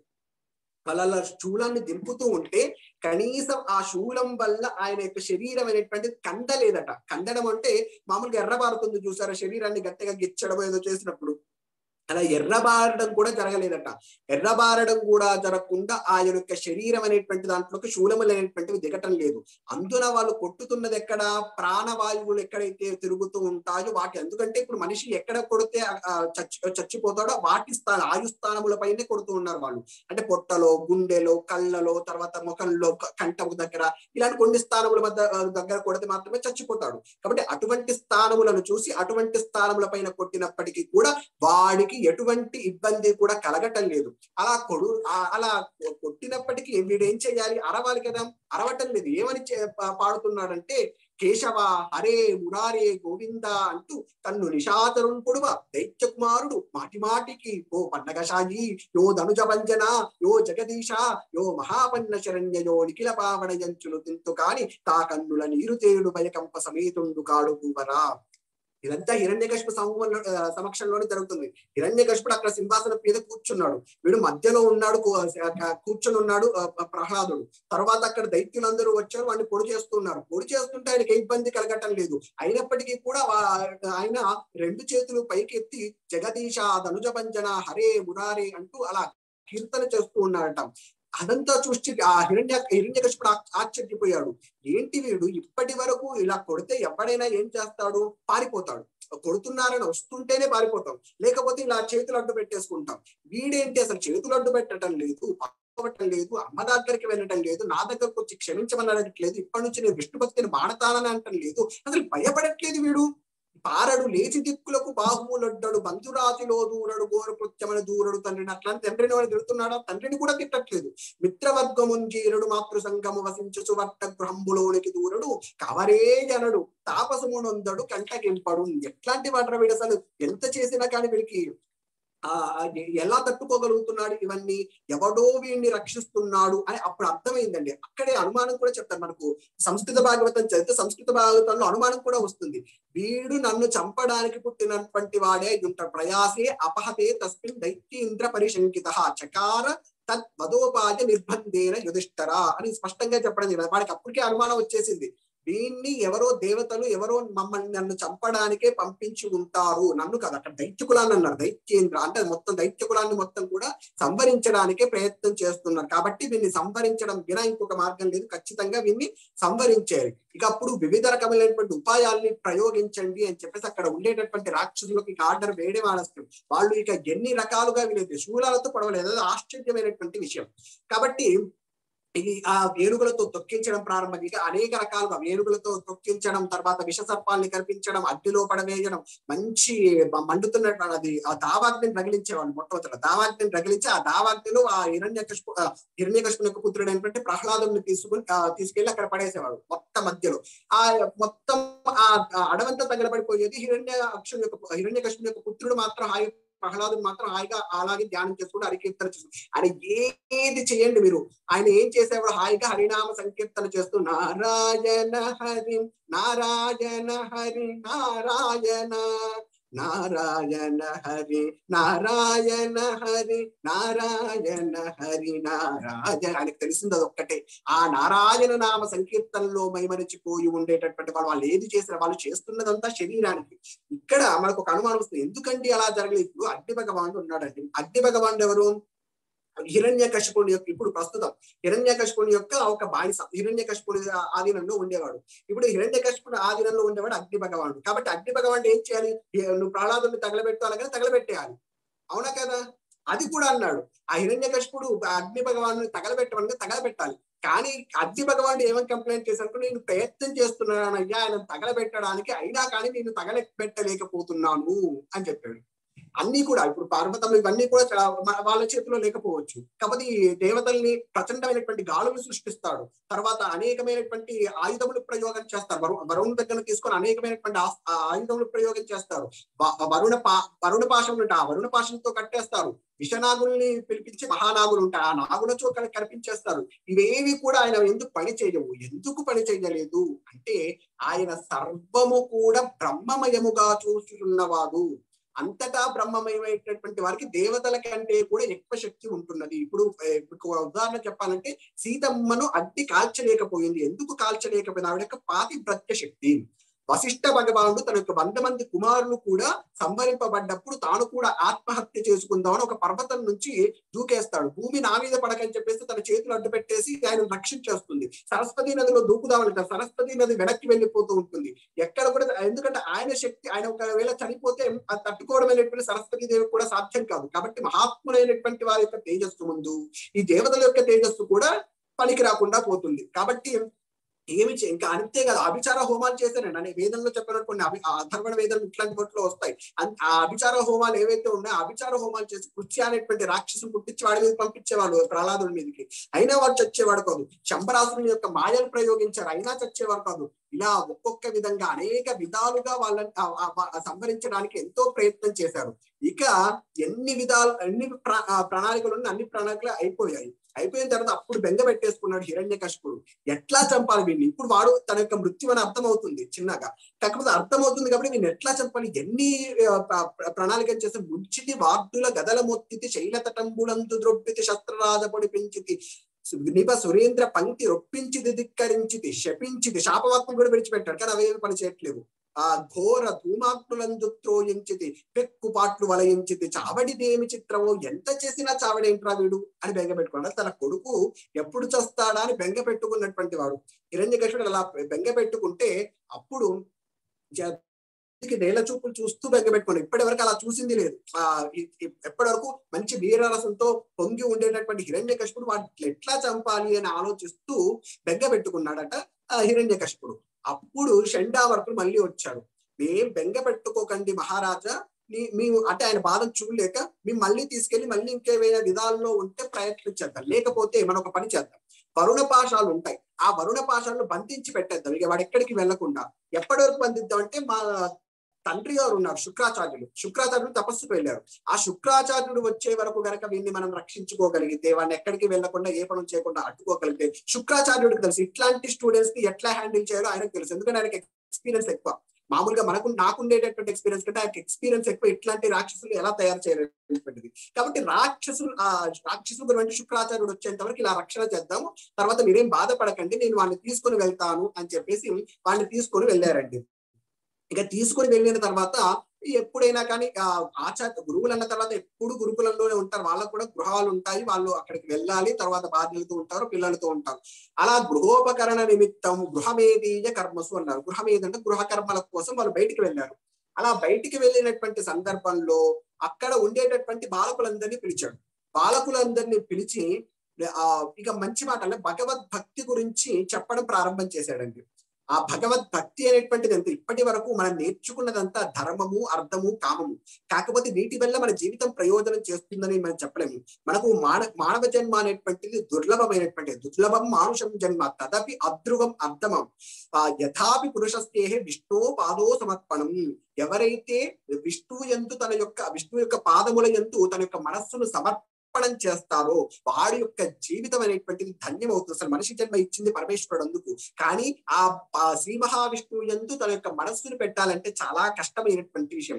అందున మన జీవితం అనేటువంటిది 100 సంవత్సరాలు అనుకుంటాం. ఆ 100 సంవత్సరాల్లో 50 సంవత్సరాలు నిద్రపోతుంది, తర్వాత 20 సంవత్సరాలు మన ఉద్యోగము, వ్యాపారము ఇట్లాంటి వాటిలో గడిచిపోతుంది. అలా 70 సంవత్సరాలు పూర్ణమయ్యాయి. తర్వాత 10 సంవత్సరాలు బాల్యమునందు కొన్ని విషయాలను తెలుసుకొనుట ఎందు పోతుంది. అలా 90 సంవత్సరాలు సంవత్సరాలు పోయాయి. తర్వాత అప్పుడు మనకి మిగిలింది ఏమిటి అంటే 10 సంవత్సరాల కాలం మిగులుతుంది. అంటే ఒక 100 సంవత్సరాల్లో మనకు మిగిలేది ఎంత అంటే 10% మాత్రమే మన యొక్క జీవితం. మిగతా జీవితమే జీవితం తప్ప ఈ జీవితం అంతా కూడా మన జీవితం కాదు. నిద్రలో పోయినటువంటి జీవితం మనం ఉపయోగించుకోలేదు. సంసార భోగాలు అనుభవించడానికి కొంత సమయాన్ని తీసుకుంటాం. ఆ సమయము మనది కాదు. ఉద్యోగం డబ్బును ఆర్జించడానికి మనం సమయం తీసుకుంటూ ఉంటాం. అది మనది కాదు. అంటే మన కోసం ఉపయోగించుకోలేదు. ఇలా మన జీవితం అనేటువంటిది మనం ఒక 10% మనం ఉపయోగించుకోగలిగింది. ఆ 10% కూడా ఇంకా ఏవో సుఖములు అనుభవించాలని కనుక మన జీవితాన్ని కనుక వృధా చేసుకుంటే మన జీవితం అనేటువంటిది వృధా అవుతుంది. నిజంగా 10 సంవత్సరాల్లో చెయ్యవలసినటువంటి పని ఏమిటంటే ఆ పరమాత్ముడి యొక్క దివ్య పాదార విందముల యందు తన యొక్క మనస్సును చేసి నిరంతరము ఆ స్వామి యొక్క స్మరణ, నామస్మరణో లేకపోతే కీర్తనో వినడము, ఆ పరమేశ్వరుడు గురించినటువంటి నిజమైనటువంటి కాలము ఏది అంటే నువ్వు దినమే సుదినమురా అని మనకు కీర్తనలో కూడా చెప్తారు. ఏ దినము సుదినము అంటే పరమాత్ముని యొక్క దివ్యనామ సంకీర్తన చేసినటువంటి దినమే సుదినమురా. ఆ రోజే నిజమైనటువంటి రోజు. ఆ రోజు నువ్వు బ్రతికిన రోజు. మిగతా రోజులన్నీ మనం బ్రతికిన రోజులు కావు. ఏవైతే పరమేశ్వరుడు గురించినటువంటి చింతన చేస్తున్నామో అటువంటి రోజు నిజమైనటువంటి రోజు. కాబట్టి మన యొక్క జీవితం అనేటువంటిది యముడు అనేటువంటి వాడు కారుణ్యం లేనటువంటి వాడు. కాలం అనేటువంటిది గడిచిపోతూ ఉంటుంది. కాబట్టి మన యొక్క జీవితంలో మనం ఉపయోగించుకోవలసినటువంటిది ఆ పరమాత్మ అనుసంధాన్ని ఉపయోగించుకొని భక్తి తత్వం అంతా చెప్పాడు అక్కడ ఉండేటటువంటి పిల్లలకు. వాళ్ళందరూ మారిపోయారండి. ఎందుకు మారిపోయారు అన్నారు అంటే బాలస్యాంత పురస్తస్య మహోత్సంగో దురవ్యయ. నిజానికి వాళ్ళు బాలులు. వాళ్ళకు ఏది చెబితే అది వినేటటువంటి లక్షణం ఉన్నది. దాన్ని వాళ్ళకి ఇంకా అంత కల్మషం అంటలేదు. కాబట్టి వాళ్ళందరూ కూడా మారిపోయారు. అంటే ఇప్పుడు వీళ్ళకు ఒక అనుమానం వచ్చింది. ఇక్కడ ఉండేటటువంటి రాక్షసులకు మాకు నీకు గురువులు ఒకరే, మీకు మాకు కూడా షంటామార్కులే గురువులు. ఇప్పుడు నేను చిన్నప్పటి నుంచి చూస్తున్నాను మిమ్మల్ని. అంటే చిన్నప్పుడు ప్రహ్లాదుల దగ్గర నుంచి పుట్టిన దగ్గర నుంచి చూస్తూ ఉన్నారు. ఇంకా చెప్పాలంటే ఆయన కంటే పెద్దవాళ్ళే ఎక్కువగా ఉన్నారు యొక్క ఆశ్రమంలో. అలా ఉన్నటువంటి 5 ఏళ్ల పిల్లాడివి నువ్వు ఇవన్నీ నీకు ఎట్లా తెలుసు అసలు? ఇప్పుడు లోకంలో ఎక్కడ ఇప్పుడు ఇవి జరగటం లేదు, వీటి గురించి తెలియటం లేదు, కానీ ఇవి నీకు ఎట్లా తెలుసు అని అడిగితే అప్పుడు ఒక రహస్యాన్ని చెప్తాడండి. దితి మనకు కయాతు ఉంది కదా, కయాతు హిరణ్యకశిపుడు తపస్సుకు వెళ్ళేటటువంటి సమయంలో గర్భవతి అని చెప్పాను నిన్న. ఆ గర్భవతిగా ఉన్నటువంటి ఆ సందర్భంలో ఆ దేవేంద్రుడు అనేటువంటి ఇవన్నీ మీకు తెలిసినవే. దేవేంద్రుడు అనేటువంటి వాడు దాడికి రావడం, తర్వాత వచ్చేసరికి నారదుడు మధ్యలో వచ్చి ఇందులో మహాత్ముడు ఉన్నాడు ఆయన ఆవిడ యొక్క గర్భంలో, కాబట్టి ఆవిడను తీసుకుని వెళుతున్నాను అని చెప్పేసి ఆవిడను తీసుకుని వెళ్ళి తన ఆశ్రమంలో పెట్టిన. అప్పుడు ప్రతిరోజు కూడా హరిభక్తిని బోధిస్తూ ఉండేవాడండి నారద భగవానుడు. నారద భగవానుడు వీణాగానం చేస్తూ హాయిగా హరిభక్తి అనేటువంటిది ఎన్ని సంవత్సరాలు బోధించారనుకుంటున్నారు? 100 సంవత్సరాలు బోధించారు. ఏంటిది గర్భం ఎన్ని రోజులు ఎన్ని నెలలు ఉంటుందండి? 9 నెలలు ఉండాలి. మరి 100 సంవత్సరాలు బోధించడం ఏంటి అంటే ఆయన తపస్సుకు వెళ్ళాడు కాబట్టి ఇంద్రుడు ఏమన్నాడు? ఇంద్రుడు మామూలుగా కయాతును తీసుకెళ్లేటప్పుడు నేను కయాతును విడిచిపెడతాను, కయాతును ఏమను, కాకపోతే కయాతు యొక్క గర్భంలో ఉండేటటువంటి ఒకనొక కుమారుడు ఉన్నాడు, వాడు లోక కంటకుడుగా తయారవుతాడు కాబట్టి వాడిని చంపేస్తాను అన్నాడు. ఇప్పుడు వాడు బయటికి వస్తే ఎక్కడ ఇంద్రుడు చంపేస్తాడో అనేటువంటి భయంతో ఆ లోపలలోనే పెట్టేసుకున్నాడండి. కయాతు లోపలలోనే పెట్టేస్తుంది గర్భాన్ని. ఆవిడ పాతివ్రత్య శక్తితో గర్భాన్ని కనలేదు. ఎప్పుడైతే హిరణ్యకశిపుని యొక్క తపస్సు అయిపోయింది, ఆయన వస్తున్నాడని తెలిసినప్పుడే ఆ గర్భాన్ని వచ్చి పెట్టుకుంది. వీళ్ళ తల్లి కూడా అలాగే చేసింది. దితి కూడా మొన్న చెప్పాను, దితి కూడా ఈ హిరణ్యకశిపుని కమితే వీళ్ళిద్దరు కూడా లోక కంటకులు అవుతారని చెప్పేసి 100 సంవత్సరాల పాటు ఆ గర్భంలోనే పెట్టుకుంది దితి కూడా. అలాగే కయాతు కూడా తన యొక్క గర్భంలో 100 సంవత్సరాల పాటు ప్రహ్లాదుని పెట్టుకుంది. అంటే ఒక్క రోజు విన్నది, 9 ఏళ్ళు విన్నది కాదు, 100 సంవత్సరాలు విన్న జ్ఞానం. అందుకే అంత గొప్పయ్యాడు. పుట్టుకతో అంత గొప్పనైనటువంటి జ్ఞానం వచ్చింది ఆయనకి. సరే, అలా వచ్చిన తర్వాత ఆయనకు ఆ జ్ఞానం అనేటువంటి నాకు ఇలా వచ్చింది అని చెప్పేసి చెప్పాడు. మొత్తానికి ఆయన మళ్ళీ గురువులందరూ వచ్చారు. గురువులందరూ వచ్చి చూసేసరికి అక్కడ ఉండేటటువంటి రాక్షస బాలకులందరూ కూడా హాయిగా హరినామ సంకీర్తన చేసుకుంటూ ఆనందంగా ఉన్నారు. అదొక విచిత్రమైన విషయం. అప్పుడు ఒక్కటేసారి ఇప్పుడు చెప్పగానే భక్తి అబ్బుతుందా అండి? నిజానికి చెప్పగానే భక్తి అబ్బదు, కానీ వాళ్ళకి అబ్బింది. వాళ్ళు హాయిగా హరినామ సంకీర్తన చేసుకుంటూ ఆనందంగా ఉన్నారు. వెంటనే కోపం తట్టుకోలేకుండా షండామర్కులు ఆ ప్రహ్లాదుని యొక్క చేతి పట్టుకొని జర జర జర జర ఏడ్చుకుంటూ ఆ హిరణ్యకశిపుని ముందు పడేసి, నువ్వు ఒక్క ప్రహ్లాదుని పంపించు, అక్కడ 100 మంది ప్రహ్లాదులు తయారవుతారు, వీడు ఇంకా ఉంటే ఇంకా ప్రహ్లాదుని తయారు చేస్తాడు, వీడిని చంపకపోతే ఇక దైత్యకులమైనటువంటిది ఉండదు, ఇక నాశనమే తప్ప అని అన్నాడండి. అప్పుడు ఇక హిరణ్యాక్షుడికి కోపం అనేటువంటిది ఇక మామూలుగా రాలేదు, ఒక తారాస్థాయికి చేరిపోయింది. హే దుర్వినీత మందాత్మాన్ కులభేదకర అధమ స్తంభం మత్ శోషణార్థం నేష్టే తాత్య యమక్షయం. ఈ రోజు నిన్ను యమక్షయానికి పంపించకుండా విడిచిపెట్టేదే లేదు. ఓ కులా భేదకర అధమ అని అంటే కులాన్ని నాశనం చేయడానికి పుట్టినటువంటి వాడా, ఓ అధముడా, దుర్వినీతుడా, మంతాత్ముడా, నిన్ను ఈ రోజు చంపకుండా విడిచిపెట్టేటటువంటి ప్రసక్తే లేదు అని చెప్పేసి ఆయనతో అన్నాడండి. అయితే నువ్వు ఇవన్నీ కూడా నువ్వు చేస్తున్నావని నేను అనుకోవటం లేదు. నీ వెనక ఎవరో ఉండి చేస్తున్నావు. ఎందుకంటే నువ్వు చిన్నపిల్లాడివి చూస్తే, చిన్నపిల్లాడు కానీ ఎందుకంటే ఇప్పుడు నిన్ను చంపేస్తాను, ఇంకో ప్రహ్లాదుని పుట్టిస్తారు. ఇప్పుడు నిన్ను చంపేస్తే విడిచిపెట్టావు కదా, ఇట్లాంటి వాడు ఇంకొకడు పుడతాడు, నా కొడుకుల్లోనే మళ్ళీ తయారవుతాడు. కాబట్టి నీ వెనక ఎవడు ఉన్నాడు, అసలు మూలం ఏంటి అది నాకు తెలియాలి. ఆ మూలాన్ని ఎవరో చెప్పు. క్రుద్ధశ్చ కంపతే త్రయోలోకా సహేశ్వర. ఈ 3 లోకాలు కూడా నన్ను చూస్తే భయపడతాయి. అగ్ని భగవానుడు నన్ను చూస్తే భయపడతాడు, వాయువు నన్ను చూస్తే భయపడుతుంది. అసలు సూర్యుడు నేను ఎప్పుడు వెలగమంటే అప్పుడు వెలుగుతాడు, ఎప్పుడు ఆరిపోమంటే అప్పుడు ఆరిపోతాడు. అలా ఉన్నటువంటి నన్ను 3 లోకాలు భయపడుతున్నటువంటి నన్ను నా ముందుకు వచ్చి విష్ణు భగవాను కీర్తన చేయాలంటే నారదుడు భయపడతాడు. నారదుడు మనకు వస్తుంది, ముందే వస్తుంది. నారద భగవానుడు తుంబురుడు ఇద్దరు కూడా హిరణ్యకశిపుని ముందు అనేకమైనటువంటి కీర్తనలు చేయించుకునేవాడు. భాగవతంలో స్పష్టంగా వస్తుంది. అలా నారదుడు, తుంపురు ఇట్లాంటి వాళ్ళు కూడా భయపడతారు. భక్తిలో పరాకాష్ఠ ఎవరిది అంటే నారద భగవాన్ అని చెప్తాం. తర్వాత ప్రహ్లాదుడు అయ్యాడు. అప్పటి వరకు నారదుడనే చెప్పేవారు. కాకపోతే ప్రహ్లాదుడు వచ్చాక మళ్ళీ ప్రహ్లాద నారద పరాశర పుండరీకి వ్యాసంపరీష అన్నారు. అని అప్పటి వరకు నారదుడే. కాకపోతే ఎందుకు ప్రహ్లాదుడే మొట్టమొదటి అయ్యాడు అంటే, హిరణ్యకశిపుడు అంత చేసినప్పటికీ కూడా భయపడకుండా హరినామ సంకీర్తన చేసి పరిపూర్ణ విశ్వాసాన్ని ప్రకటించినప్పటికీ ప్రహ్లాదుడు ఒక్కడే. నారద భగవాన్ కూడా ప్రకటించలేకపోయాడు. పరమేశ్వరుడు వస్తాడు, నా కోసం వస్తాడు అనేటువంటి నమ్మకం నారదుడు కూడా లేదు. కాబట్టి ప్రహ్లాదుడు అప్పుడు మళ్ళీ మొట్టమొదట ఉండేటటువంటి వాడయ్యాడు. సరే, మొత్తానికి తస్యమే అభితవన్ మూఢ శాసనం కింబలవత్యగా. నువ్వు కింబలం, ఏ బలాన్ని చూసుకున్నా నువ్వు ఇంత విర్రవీగుతున్నావు. నా ముందు మాట్లాడడానికి దేవేంద్రాదులే అక్కడి నుంచి తొంగి చూస్తూ ఉంటారు. నువ్వేమో ఇంత విపరీతంగా మాట్లాడుతున్నావు, కారణం ఏంటి, అసలు నీకు ఎవ్వరు ఈ బలము అంటే? అప్పుడు ప్రహ్లాదుడు చెప్పాడండి, బలం ఎవ్వరు అని అడుగుతున్నావు. బలము ఎవరో తెలుసా? బలయుతులకు దుర్బలులకు బలం ఎవ్వడు, నీకు నాకు బ్రహ్మాదులకు బలం ఎవ్వడు, ప్రాణులకు బలం ఎవ్వడు, అట్టి విభుండు బలము సురేంద్ర. నా బలం ఎవరు అంటే శ్రీ మహావిష్ణువే. నాలో ఉండేటటువంటి బలం అంటే నేను చెయ్యి కదిలిస్తున్నాను అంటే ఆయన యొక్క అనుగ్రహం, నేను మాట్లాడుతున్నంటే ఆయన యొక్క అనుగ్రహం, తర్వాత బ్రహ్మాదులు కూడా సృష్టి చేయగలుగుతున్నంటే ఆయన యొక్క అనుగ్రహం. కాబట్టి వీళ్ళందరికీ ఎవరు? నీలో ఉండేటటువంటి వాడు కూడా భగవానుడే. కాబట్టి ఇలా ప్రతి ఒక్కరిలో ఉండేటటువంటి ఆ భగవానుడు ఎవడైతే ఉన్నాడో ఆ భగవానుడే నా యొక్క బలమయ్యా. ఆ శ్రీ మహావిష్ణువు ఎవరైతే ఉన్నాడో వాడే నా యొక్క బలము అని చెప్పాట. ఒక్కసారి హిరణ్యకశిపుడికి కోపం కట్టలు తెచ్చుకుంది. వక్తృత్వం మర్తుకామోపి యో అతిమాత్రం వికస్తతే మూర్ఛానాం హి మదాత్మన్ నను విపక్ష గిరహ అన్నారు. అంటే ఇక్కడ నువ్వేంట్రా అంత విపరీతంగా మాట్లాడుతున్నావు, చాలా ఎక్కువగా మాట్లాడుతున్నావు, అంత మాట్లాడేటువంటి వాడు ఎవడు కూడా నా ముందు లేడు. సరే, ఆ బలము అంటున్నావు కదా, వాడు ఎక్కడ ఉన్నాడు? ఇప్పుడు బలము అంటున్నావు కదా, వాడు నా బలం అంటున్నావు కదా, విష్ణు భగవానుడు ఎక్కడ ఉన్నాడో నాకు ఇప్పుడు చెప్పు. విష్ణు భగవాన్ని చంపాలని వైకుంఠం వెళ్ళాను, వైకుంఠంలో ఉంటాడు అందరూ అంటే. కాకపోతే వైకుంఠం వెళ్తే వైకుంఠంలో లేడు, పాల సముద్రం మొత్తం వెతికాను, అక్కడ వైకుంఠంలో లేడు. కాకపోతే ఎక్కడికి వెళ్ళాడు ఇప్పుడు ఆ విష్ణు భగవాను? నాకు ఇప్పుడు ఆయన తీసుకొచ్చి నా ముందు పెట్టు అంటే ఆ బలం ఉన్నటువంటి వాడెవడు అంటే, ఆయన ఉన్నటువంటి ప్రదేశం ఎక్కడా నువ్వు అడుగుతున్నావు, నిజంగా ఎక్కడ ఉండడని అడగాలనా? అంతటా కూడా సర్వత్ర వ్యాపించి ఉన్నటువంటి వాడు. కలడంబోది కలండుగాలిన్ కలడాకాశం గుణం కుంభినిన్ కలడగ్గిన్ తిశల్ల పగలన్ నిశల్లన్ కద్యోత చంద్రాత్మలన్ కలడోంకారములన్ త్రిమూర్తులన్ త్రిలింగత్యులన్ కలడీశుండు తండ్రి గతకంగానిల ఈ ఎడన్. ఇక్కడ అక్కడ వెతకడం ఎందుకు? ఎక్కడ చూసినా ఉంటాడు.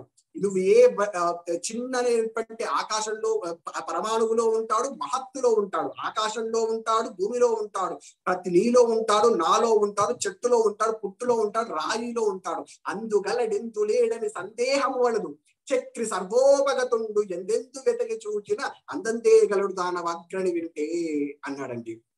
అప్పుడు ఎప్పుడైతే ఈ మాట అన్నాడో వెంటనే ఆ పరమాత్మ ఒక్కసారి మేల్కొన్నాడు. అవును, నేనంతటా ఉన్నటువంటి వాడిని, కాకపోతే ఇప్పుడు హిరణ్యకశిపుణ్ణి సంహరించేటట్టుగా రావాలి. కాబట్టి హిరణ్యకశిపుణ్ణి సంహరించేటటువంటి ఒకనొక స్వరూపాన్ని స్వీకరించి మొత్తం అక్కడ ఉండేటటువంటి అణువులో ఉండే, ఇప్పుడు అణువు అన్నాడు అనుకో, ఆకు అన్నాడు అనుకోండి, ఆకులో వచ్చేస్తాడు స్వామి. అణువులో అన్నాడు కూడా, అణువులో వచ్చేస్తాడు. ఎక్కడ ఆయన చూపించేస్తే అక్కడి నుంచి రావడానికి సిద్ధంగా ఉండేటట్టుగా ప్రతి చోట కూడా పరిత్యాప్తమైపోయి ఉన్నాడు. అప్పటి వరకు అంటే ఇంత ముందుకు వ్యాపించి లేడా అని మనం రావచ్చు. ఎందుకంటే ఆ మాట వాడతారు, పరివ్యాప్తం అయిపోయారని. అంటే ఇంత ముందుకు వ్యాపించి ఉన్నాడు, కాకపోతే హిరణ్యకశిపుణ్ణి ఏ స్వరూపంలో సంహరించాలో ఆ స్వరూపంలో. ఇప్పుడు స్వరూపం అనేటువంటిది ఎలా ఉంటుందండి? స్వరూపం అనేటువంటిది ఒక లిమిటెడ్ అన్నట్టు. ఇప్పుడు ఇది స్వరూపం అంటే మనిషి అనేటువంటి స్వరూపం, జంతువు అనేటువంటి స్వరూపం. ఆయన లిమిటెడ్ కాదు కదా, ఆయన అన్లిమిటెడ్. ఇప్పుడు ఏం చేశాడంటే ఆయన ఒకానొక స్వరూపాన్ని తీసుకుని హిరణ్యకశిపుని ఏ స్వరూపంతో అయితే సంపాలో ఆ స్వరూపాన్ని స్వీకరించి అణువులో కూడా చిన్న హిరణ్యకశిపుడు ఉండిపోతాడు, చిన్న నరసింహమూర్తి ఉండిపోతాడు. ఆ ఆకులో కూడా చిన్న నరసింహమూర్తి ఉండిపోతాడు. పెద్ద ఆకాశం చూపిస్తే ఆకాశంలో పెద్ద నరసింహమూర్తి ఉండిపోతాడు. అంటే మొత్తం నరసింహ స్వరూపంలో మారాడు అని చెప్పేసి అదే చెప్తారు. తృణ పర్యంతంబు విశ్వాత్ముడై సంభావమున నుండు ప్రోడ విపుల స్తంభంపున నుండడే అని చెప్పారు. అంటే స్తంభాల్లో ఇక్కడ అంతటా కూడా ఉంటారు అని చెప్పేసి చెప్పడం జరిగింది. ఆ చెప్పిన తర్వాత ఆయన ఒక ప్రశ్న వేస్తాడండి. ఫాసే ఇది సర్వత్ర కస్మాత్ స్తంభేన దృష్ట్యతే, ఈ స్తంభంలో నువ్వు చూపెట్టగలవా అంటాడు. అంటే స్తంభంలో చూపెట్టడం ఏంటి అంటే, నువ్వు అందులో ఉన్నాడు అంటున్నావు అంతటా, నాకు ఈ స్తంభం ఎందుకంటే స్తంభం కట్టేటప్పుడు ఆయన ప్రత్యక్షంగా ఉన్నాడు. ఆ స్తంభాన్ని ఎవరు నిర్మాణం చేస్తారో ఆ స్తంభాన్ని నిర్మాణం చేసేటప్పుడు ఎవరు అందులో లేరు అని స్పష్టంగా ఒక అవగాహన. కాబట్టి ఆ స్తంభంలో ఎవరు లేరు అనేటువంటి పరిపూర్ణ అవగాహన ఉంది. కాబట్టి స్తంభంలో నువ్వు చూపెట్టగలుగుతావా? అప్పుడు అన్నాడండి ప్రహ్లాదుడు, ఒక్కసారి స్తంభంలో కాదు నాన్న, సమస్తము ఉన్నాడు, కాకపోతే నువ్వు అడుగుతున్నావు కాబట్టి నేను పరమేశ్వరుని ప్రార్థన చేస్తాము. స్తంభాంతర్గతుడయ్యునుండుట నా సందేహము లేదు, నాకు ఎటువంటి సందేహము కూడా లేదు. ఆ స్తంభాంతర్గతుడై పరమాత్మ ఉన్నాడనటంలో. కాకపోతే నిర్ద్వంద్వంబుడా నీకు ఆ అనుమానం ఉన్నది కాబట్టి నేడు ఇప్పుడు కనబడు ప్రత్యక్ష రూపంబుగన్, ఆయన ప్రత్యక్ష రూపంలో కనబడుగాక నా కోరికను మన్నించి అన్నాడండి. అంటే అప్పుడు వెంటనే వాడు అంటే కనబడాలి అన్నాడు. ప్రత్యక్ష రూపంలో, ఒక ప్రత్యక్షం అంటే ఏంటి? ఇంతకు ముందుకు లేనటువంటిది మన ముందు ఆవిర్భవించడం. అలా ప్రత్యక్ష అప్పటి వరకు ప్రత్యక్ష రూపంలో లేడు, ప్రచ్ఛన్న రూపంలో ఉన్నాడు. కాకపోతే ప్రత్యక్ష రూపంలో కనిపించాలని ఇక్కడ ప్రహ్లాదుడు అడిగాడు. అడిగితే అప్పుడు హిరణ్యకశిపుడు ఒక్కసారి తన ఒక చేతిలోనేమో వాడికి ఖడ్గం ఉంది, ఒక చేతితో ఖాళీగా ఉంది, దాన్ని ఒక్కసారి పిడికిటి బిగించి ఆ ముష్టితో ఒక్కసారి ఆ స్తంభాన్ని ఒక్కసారి గట్టిగా కొట్టాడండి. ఖడ్గం ప్రగృహ్యత్ పతితో వరాసనాత్ స్తంభం తాతాడ అతి బల స్వముష్టినా. అంటే ఆయన ముష్టి దండంతో ఒక్కసారి గట్టిగా కొట్టాడు. తదైవ తస్మిన్నినదో అతి భీషణో బభూవ ఏనాండ కటాహ మస్ఫుటత్ అన్నారు. అంటే ఒక్కసారి అక్కడ ఉండేటటువంటి ఆ స్తంభం అనేటువంటిది ఒక్కసారి పగిలిపోయింది. ఆ స్తంభం అనేటువంటిది ఒక్కసారి పగిలిపోయి అందులో నుంచి ఒక అద్భుతమైనటువంటి స్వరూపం అనేటువంటిది ఆవిర్భవించింది అని చెప్పారు. అదే మన హిరణ్యకశిపు యొక్క ఆవిర్భావం. సత్యం విధాతుం నిజ వృత్య భాషితం వ్యాప్తించ భూతేషు చకిలేషు చాత్మనః అదృశ్యత అద్భుతం అత్యద్భుతం రూపముద్వహన్న స్తంభే సభాయాం న మృగం న మానుషం. అందులో నుంచి ఒక అద్భుతమైనటువంటి స్వరూపమైనటువంటిది ఆవిర్భవించింది. ఎటువంటి స్వరూపం అంతా అది? స్తంభే సభాయాం న మృగం న మానుషం. మృగము కాదు, మనిషి కాదు, అంటే సింహము కాదు, పూర్తిగా మనిషి కాదు, అటువంటి ఒకనొక స్వరూపంతో ఆవిర్భవించింది. ఎందుకు ఆవిర్భవించిందట? సత్యం విధాతం నిజ వృత్య భాషితం. తన యొక్క వృత్యులైనటువంటి వారి యొక్క మాటను నిజం చేయడం కోసం. ఎవరి ఆ వృత్యుడు అంటే ఇప్పుడే ప్రహ్లాదుడు చెప్పాడు, ప్రత్యక్ష రూపంలో కనిపించుగాక అన్నాడు. కాబట్టి ఆయన యొక్క మాటను నిజం చేయడం కోసం ఆయన ఆ విధంగా ఆవిర్భవించాడు. కాదు, బ్రహ్మగారు ఉన్నారు, బ్రహ్మగారు వరాలు ఇచ్చాడు ఆయనకు. ఆ బ్రహ్మగారు హిరణ్యకశిపుడికి ఇచ్చినటువంటి వరాలకు అనుకూలంగా ఆయన మాటల్ని, బ్రహ్మగారి యొక్క మాటల్ని నిజం చేయడం కోసం ప్రహ్లాదుడు అన్నారు. భృత్య అన్నారు. భృత్య అంటే ఎవరైనా పెట్టుకోవచ్చు, అది సర్వనామం. అంటే భృత్యులు అంటే సేవకులు, ఎవరైనా ఆ సేవకులు. అంటే బ్రహ్మగారు కూడా ఆయన సేవకుడే. కాబట్టి ఆ బ్రహ్మగారి యొక్క మాటను నిజం చేయడం కోసం వచ్చాడు. కాదు, సనక సనందరాదులు శాపం ఇచ్చారు. ఆ సనక సనందరాదుల యొక్క శాపమును నిజం చేయడం కోసం ఆయన ఆవిర్భించాడు. ఆయన హరిచేతిలో చచ్చిపోవాలి కాబట్టి. ఆయన వ్యాప్తించ భూతేషు చకిలేషు చాత్మనః అని సర్వవ్యాపి ఉన్నటువంటి వాడు. అదృశ్యతం, ఇప్పటి వరకు అటువంటి స్వరూపాన్ని చూసినటువంటి వారు ఎవరూ లేరు. అత్యద్భుతం, ఆ అద్భుతమైనటువంటి స్వరూపాన్ని చూసినటువంటి వారు ఎవరు లేరు. వాళ్ళు ఆ స్తంభంలో నుంచి బయటికి వచ్చాడు ఆ అద్భుతమైనటువంటి స్వరూపంతో. ఆయన యొక్క ఆ స్వరూపాన్ని మనకు పోతన గారు ఒక అద్భుతమైనటువంటి దాంట్లో వర్ణన చేస్తారండి. అది ఒక్కసారి 5 నిమిషాలు పడుతుంది, అది వినండి ఎంత అద్భుతంగా వర్ణన చేస్తారు. మన తెలుగు యొక్క గొప్పతనం వచనాల్లో. పద్యాల్లో చెబితే గొప్పతనం అంటే పద్యాల్లో చెప్పడం వేరు, పద్యాల్లో ఉంటాయి సహజంగా, కాకపోతే ఇలా గద్యంలో చెబుతూ కూడా ఎంత అద్భుతంగా రాస్తారు.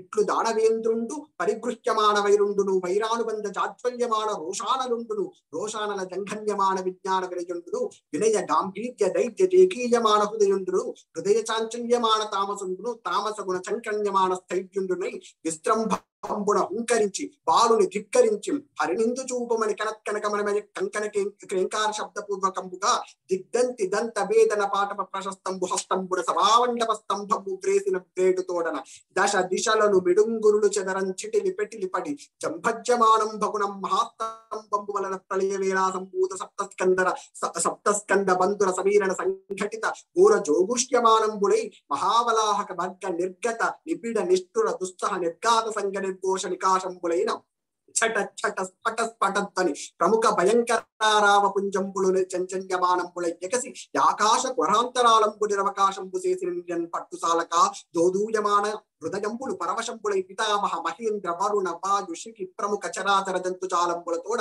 బ్రహ్మాండ కటాహంబు పగిలి పరిస్ఫోటితంబుగా ప్రఫుల్ల పత్త యుగల సంకాశ బాసుర చక్ర చాప హల్ల కులిశ అంకుశ జలచర రేఖాంకిత చారుచరణ తలుండును చరణ సంక్రమణ ఘన వినమత విశ్వంభరాభారదౌరీ దిక్కుంభి కుంభీన సా కుంభినీధర పూర్వకుల శేఖరుండును దుగ్ధ జలధి జాత శుండాల శుండాదండ మండిత ప్రకాండ ప్రచండ మహోరుస్తంభయుగలుండును ఘన ఘనాజమాన మణికింకిని గణ మకరిత మేకావలయ వలయిత పీతాంబర శోభిత కటి ప్రదేశుండును నిర్జర నిమ్నగా వత్తుల కమలాకర గంభీర నాభి వివరుండును ముష్టి పరిమేజ వినుత వినుతనుతర సిద్ధ మధ్యుండును కులాచల సానుభాగ సదృశ కర్కశ విశాల వక్షుండును దుర్జన ధనుజపట దైత్య లతికల విత్రాయమాన రక్షోరాజ భక్షోభాగ విశంకట క్షేత్ర విలేకన చుంచులాంగలాయమాన ప్రతాపజ్వలన జ్వాలాయమాన శరణాగత నయన చకోర చంద్ర రేఖాయమాన వజ్రాయుధ ప్రతిమాన భాసమాన నిశాత నఖతర ముఖ నఖరుండును శంఖ చక్ర గద ఖడ్గ కుంత తోమర ప్రముఖ నానాయుధ మహిత మహోత్తుంగ మహీధర శృంగుండును సన్నిభ బాగుండును సాగర వేలాయమాన మాలిక విరాజమాన నిరర్గలానేక భుజార్గలుండును మంజు మంజీర మణిపుంజ రంజిత మంజుల హార కేయూర కంకణ కిరీట మకర కుండలాది భూషణ పూషితుండును ద్రివలీయుత శిఖర శిఖరాభ పరినద్ద బంధుర కందరుండును ప్రకంపన కంపిత పారిజాత పాద పల్లవ ప్రతీకాశ కోపావేశ సంచలితాధరుండును శరత్కాల మేఘజాల మధ్య దగద్ధగాయమాన తటిల్లతా సమాన వేదిక్యమానం దంష్ట్రాకరుండును కల్పాంతకాల సకల భువన గ్రసన విలసన విజృంభమాన సప్తజిప్పాజిప్పలు తులిత తరాయమాన విభ్రాజమాన జిప్పుండును మేరు మందర మహాగుహాంతరాల విస్తార విపుల వక్ర నాసికా వివరుండును నాసికా వివర నిస్తర నిబిడ నిష్పాస నికర సంఘట్టన సంక్షోభిత సంతప్యమాన సప్త సాగరుండును పూర్వ పర్వత విద్యోతమాన కద్యోత మండల సదృక్ష సముంచిత లోచనుండును లోచనాంచల సముత్కిత్యమాన విలోల కీదాభీల విస్ఫులింగ వితాన రోరుద్యమాన తారాగ్రహ మండలుండును శక్ర చాప సూరిచిరోదగ్ర మహాభ్రూలతా బంధ బంధుర భయంకర వదనుండును గణతర గండ శైలతుల్య కమనీయ గండ బాగుండును సంధ్యారాగ రక్తాధారాధర మాలికా ప్రతిభ మహాభ్రంకష సంతన్యమాన పటుతర సటాజాలుండును సటాజాల సంచాలన వాత రోలాయమాన వైమానిక విమానుండును నిష్కంపిత శంఖ వర్ణ మహోత్పకర్తుండును మంద దండాయమాన మందర వసుంధరాధర పరిభ్రమణ వేగ సముద్యమాన వియన్మండల మండిత సుధారాశి కల్లోల శిఖరాకార బాసుర కేసరుండును పర్వ కర్వ శశి కిరణ మయూక గౌర తనూరుహుండును నిజ గర్జా నినాద నిర్దలిత కుముద సుప్రతీక వామ నైరావణ సార్వభౌమ ప్రముఖ దిగభ రాజ కర్ణ కోటరుండును ధవల ధరాధర దీర్ఘ దురవలోకనీయ దేహుండును దేహ ప్రభాపటల నిర్పద్యమాన పరిపంతి యాతుతాన కురంబ గర్భాంధకారుండును ప్రహ్లాద హిరణ్య కశుపురంజన పంచన నిమిత్తాంతరంగా బహిరంగ జేగీయమాన కరుణావీర సంయుతుండును మహాప్రభావుండైన శ్రీ నృసింహ భగవానుడు ఆవిర్భవించే కనుగొనే. శ్రీ నృసింహ భగవానికి జై. అద్భుతమైనటువంటి వర్ణన అండి.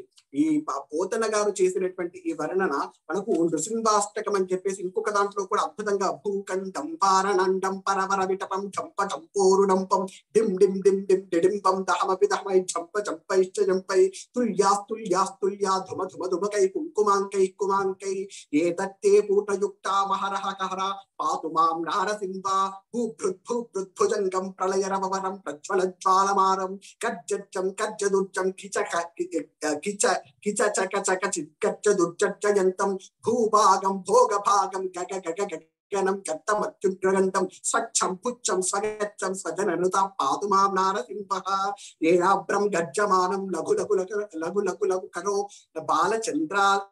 బాలచంద్రార్కదంష్ట్రో హేమాంబోజం సరోజం జట జట జటిలో చాద్యమానస్తు భీతి దంతానం బాధమానం గగ గగ గటవో భోజాను సురేంద్రో నిష్పత్యు హంసరాజా గహ గహ గహత పాతు మాం నారసింహ శంఖం చక్రం చాపం పరుషం అశుమిషం పాశూల పాశాంకుశాస్త్రం బిభ్రంత్రం వజ్రకేటం హల ముసల గదాకుంతమత్యుగ్రదంష్ట్రం జ్వాలాకేశం త్రినేత్రం జ్వలదలనిభం హరకేయూరభూషం వందే ప్రత్యేక రూపం పరపద నివస పాతు మాం నారసింహ పాదద్వంద్వం దరిత్రి కటి విపులతరో మేరుమత్యుట్యమోరుం నాభిం బ్రహ్మాండ సింధు హృదయమి పవో భూత విద్వత్సమేత దుశ్చక్రాంకం స్వబాహుం కులిశ నఖముఖం చంద్ర సూర్యాగ్నినేత్రం వక్రం వక్నిస్సు విద్యుత్ సురగణ విజయ పాతు మాం నారసింహ అంటూ అద్భుతమైనటువంటి కీర్తి ఉన్నాయి. ఆయన ఆవిర్భావం ఎలా జరిగింది అని చెప్పేసి ఆయన యొక్క దివ్యమైనటువంటి స్వరూపాన్ని ఒక్కసారి చూశాడు. చూడలేదు ఇంకా హిరణ్యకశిపుడు. మనం చూసాం హిరణ్యకశిపుడు ఆయన ఒక్కసారి పగల కొట్టాడు. పగల కొట్టిన తర్వాత ఆయన ఏమనుకున్నాడంటే ఎట్లాగూ ఉండడు అని నా నమ్మకం. ఎందుకంటే తానే కట్టించాడు కదా, ఉండడు అని నా నమ్మకం. వెంటనే ఏం చేశాడంటే ప్రహ్లాదుడు ఎక్కడైతే ఉన్నాడో ప్రహ్లాదుని చంపేయడానికి వెళ్ళాడు. ఎందుకంటే ఇందులో కనిపించకపోతే చంపేస్తాను, యొక్క తల ఉత్తరించేస్తానన్నాడు. కాబట్టి దాన్ని అలా కొట్టాడు. వెంటనే ఆ ఖడ్గం తీసుకొని ప్రహ్లాదుని చంపడానికి ఒకసారి దునికాడు. అలా దొరకగానే ఇక్కడ ఉండేటటువంటి చుట్టూ దైత్యులు ఉంటారు కదా, రాక్షసుల ముఖంలో భయం కనిపించేస్తుంది. ఆ రాక్షసుల ముఖంలో ఏంటో భయపడిపోతున్నారు, వణికిపోతున్నారు, ఏదేదో చేస్తున్నారు. ఏంటా అని ఒకసారి చూస్తే అప్పుడు ఆయన కనిపించాడండి. అద్భుతమైనటువంటి ఆ నరసింహమూర్తి అనేటువంటిది నా మృగం నా మానుషం. ఆయన యొక్క స్వరూపం అనేటువంటిది మృగంగా లేదు, మానసంగా లేదు. నృసింహ రూపం అతలం భయానకం, అస్తురం భయానకం. ప్రత్యప్త చామీకర చండలోచనం స్ఫురత్సటాకేసర జుంభితాననం. ఆయన యొక్క కేసరములు ఉన్నాయంట, అంటే జూలు. ఒక్కసారి ఆ సటాకేసర ఒక్కసారి ఆ జూలు దులిపాడట. ఆ జులిపి కరాల దంష్టం కరవాల చంచల క్షురాంత జిప్పం భృకుటీముకోల్ఫనం స్తంభోత్కటం గిరికందరాద్భుత వ్యాప్తం చ సర్వేషు హనువేధ భీషణం దివిస్పృశత్కాయమదీర్ఘపీవరా గ్రీవోరు వక్షస్థలమల్ప మధ్యమం చంద్రాంశు గౌరేశ్వరం తనూరిహ విశ్వద్భుజానీక శతం నఖాయుధం. ఆయన యొక్క నఖాయుధాలు వీటన్నిటిని ఆయనకు మొత్తం అనేకమైనటువంటి బాహువులతో వచ్చాడట స్వామి. ఆయన యొక్క కాళ్ళను చూస్తే ఆయన యొక్క పాదముల దగ్గర శంఖరేఖ చక్రరేఖ. ఆయన ఎలా ఉందంటే ఇక్కడ వరకు వచ్చినప్పటికీ స్తంభం పగిలిపోయింది కాబట్టి స్తంభం పగిలిపోయినప్పుడు మోకాళ్ళ వరకు మాత్రం పగిలిపోయింది. ఆ మోకాలు తీసి ఆ స్తంభంలో నుంచి బయట పెట్టాలి. ఆ స్తంభంలో నుంచి అలా బయట పెట్టేటటువంటి సందర్భంలో ఆయన యొక్క ఆ పాదం మీద శంఖరేఖ చక్రరేఖ మకర రేఖ ఇట్లాంటి అనేకమైనటువంటి రేఖలతో కూడినటువంటి అద్భుతమైనటువంటి ఆ పాదాన్ని తీసి కింద పెట్టాడు. అలా కింద పెట్టినప్పుడు అక్కడ ఉండేటటువంటి భూమి ఏదైతే ఉందో భూమి యొక్క ఆ అష్టదిగ్గజములు మోస్తుంటే ఆ అష్టదిగ్గజములు కూడా ఒక్కసారి తన యొక్క తలను ముంచవలసి వచ్చిందంట గట్టిగా. అలా నొక్కి పట్టడం చేత అలా ఆయన యొక్క పాదములు అలా పెట్టాడు. అలా పెట్టడగానే ఆయన యొక్క పాదముల యొక్క గోట్ల యందు కూడా గొప్పనైనటువంటి తేజస్సుతో కూడినటువంటి చంద్రకాంతి కనిపించిందట. తర్వాత ఆయన యొక్క ఆ తొడలు ఏవైతే ఉన్నాయో అవి ఎలా ఉన్నాయి అంటే ఐరావతం ఉంటుంది. ఐరావతం యొక్క తొండం ఎంత బలిష్టంగా అయిపోతుందో అంత తొడలు ఉన్నాయట. ఆయన అలా బయటికి వచ్చాడు. ఆ పట్టు పీతాంబరం కట్టుకున్నాడు. ఆయన యొక్క నడుముకు వడ్డానం పెట్టుకున్నాడు. ఆ వడ్డానానికి గజ్జలు ఉన్నాయట. ఆ గజ్జలు గల్ అని మోగుతున్నట్టు. ఇదంతా కూడా పోతన గారు వర్ణించారండి. మనకు మూల భాగవతంలో లేదు. కాకపోతే పోతన గారు అలా వర్ణించారు. ఆయన అలా అడుగు పెట్టేసరికి ఆ గల్ గల్ అనేటువంటి గజ్జలతో ఉన్నాయట. ఆయన నడుము చూస్తే చాలా సన్నగా ఉందట. ఆయన వక్షస్థలం చూస్తే చాలా విశాలంగా ఉందట. ఆయన యొక్క చేతులు చూస్తే అనేకమైనటువంటి చేతులతో ఉన్నాడట. అనేకమైనటువంటి చేతులతో శంఖం చక్రం అవి శంఖం చక్ర గదా పుష్పములు మాత్రమే కాకుండా అనేకమైనటువంటి కుంతాయుధము, బల్లెము, పాశము, శూలము ఇట్లాంటి అనేకమైనటువంటి ఆయుధములు ధరించి స్వామి ఉన్నాడట. అలా ఉన్న తరువాత ఆయన యొక్క కంఠము కనిపించటం లేదు, ఎందుకంటే మొత్తం జూలుతో కప్పేసింది. ఆయన కంఠముకు ఈ నరసింహమూర్తి అంటే సింహ ముఖానికి తర్వాత ఆయన యొక్క ఈ మనిషి యొక్క శరీరానికి ఏ విధంగా కనెక్షన్ అయింది, ఆ కనెక్షన్ అనేటువంటి తెలియడం ఎవరికి సాధ్యం కాదు. ఎందుకు సాధ్యం కాదంటే మొత్తం జూలుతో కప్పేస్తున్నారు.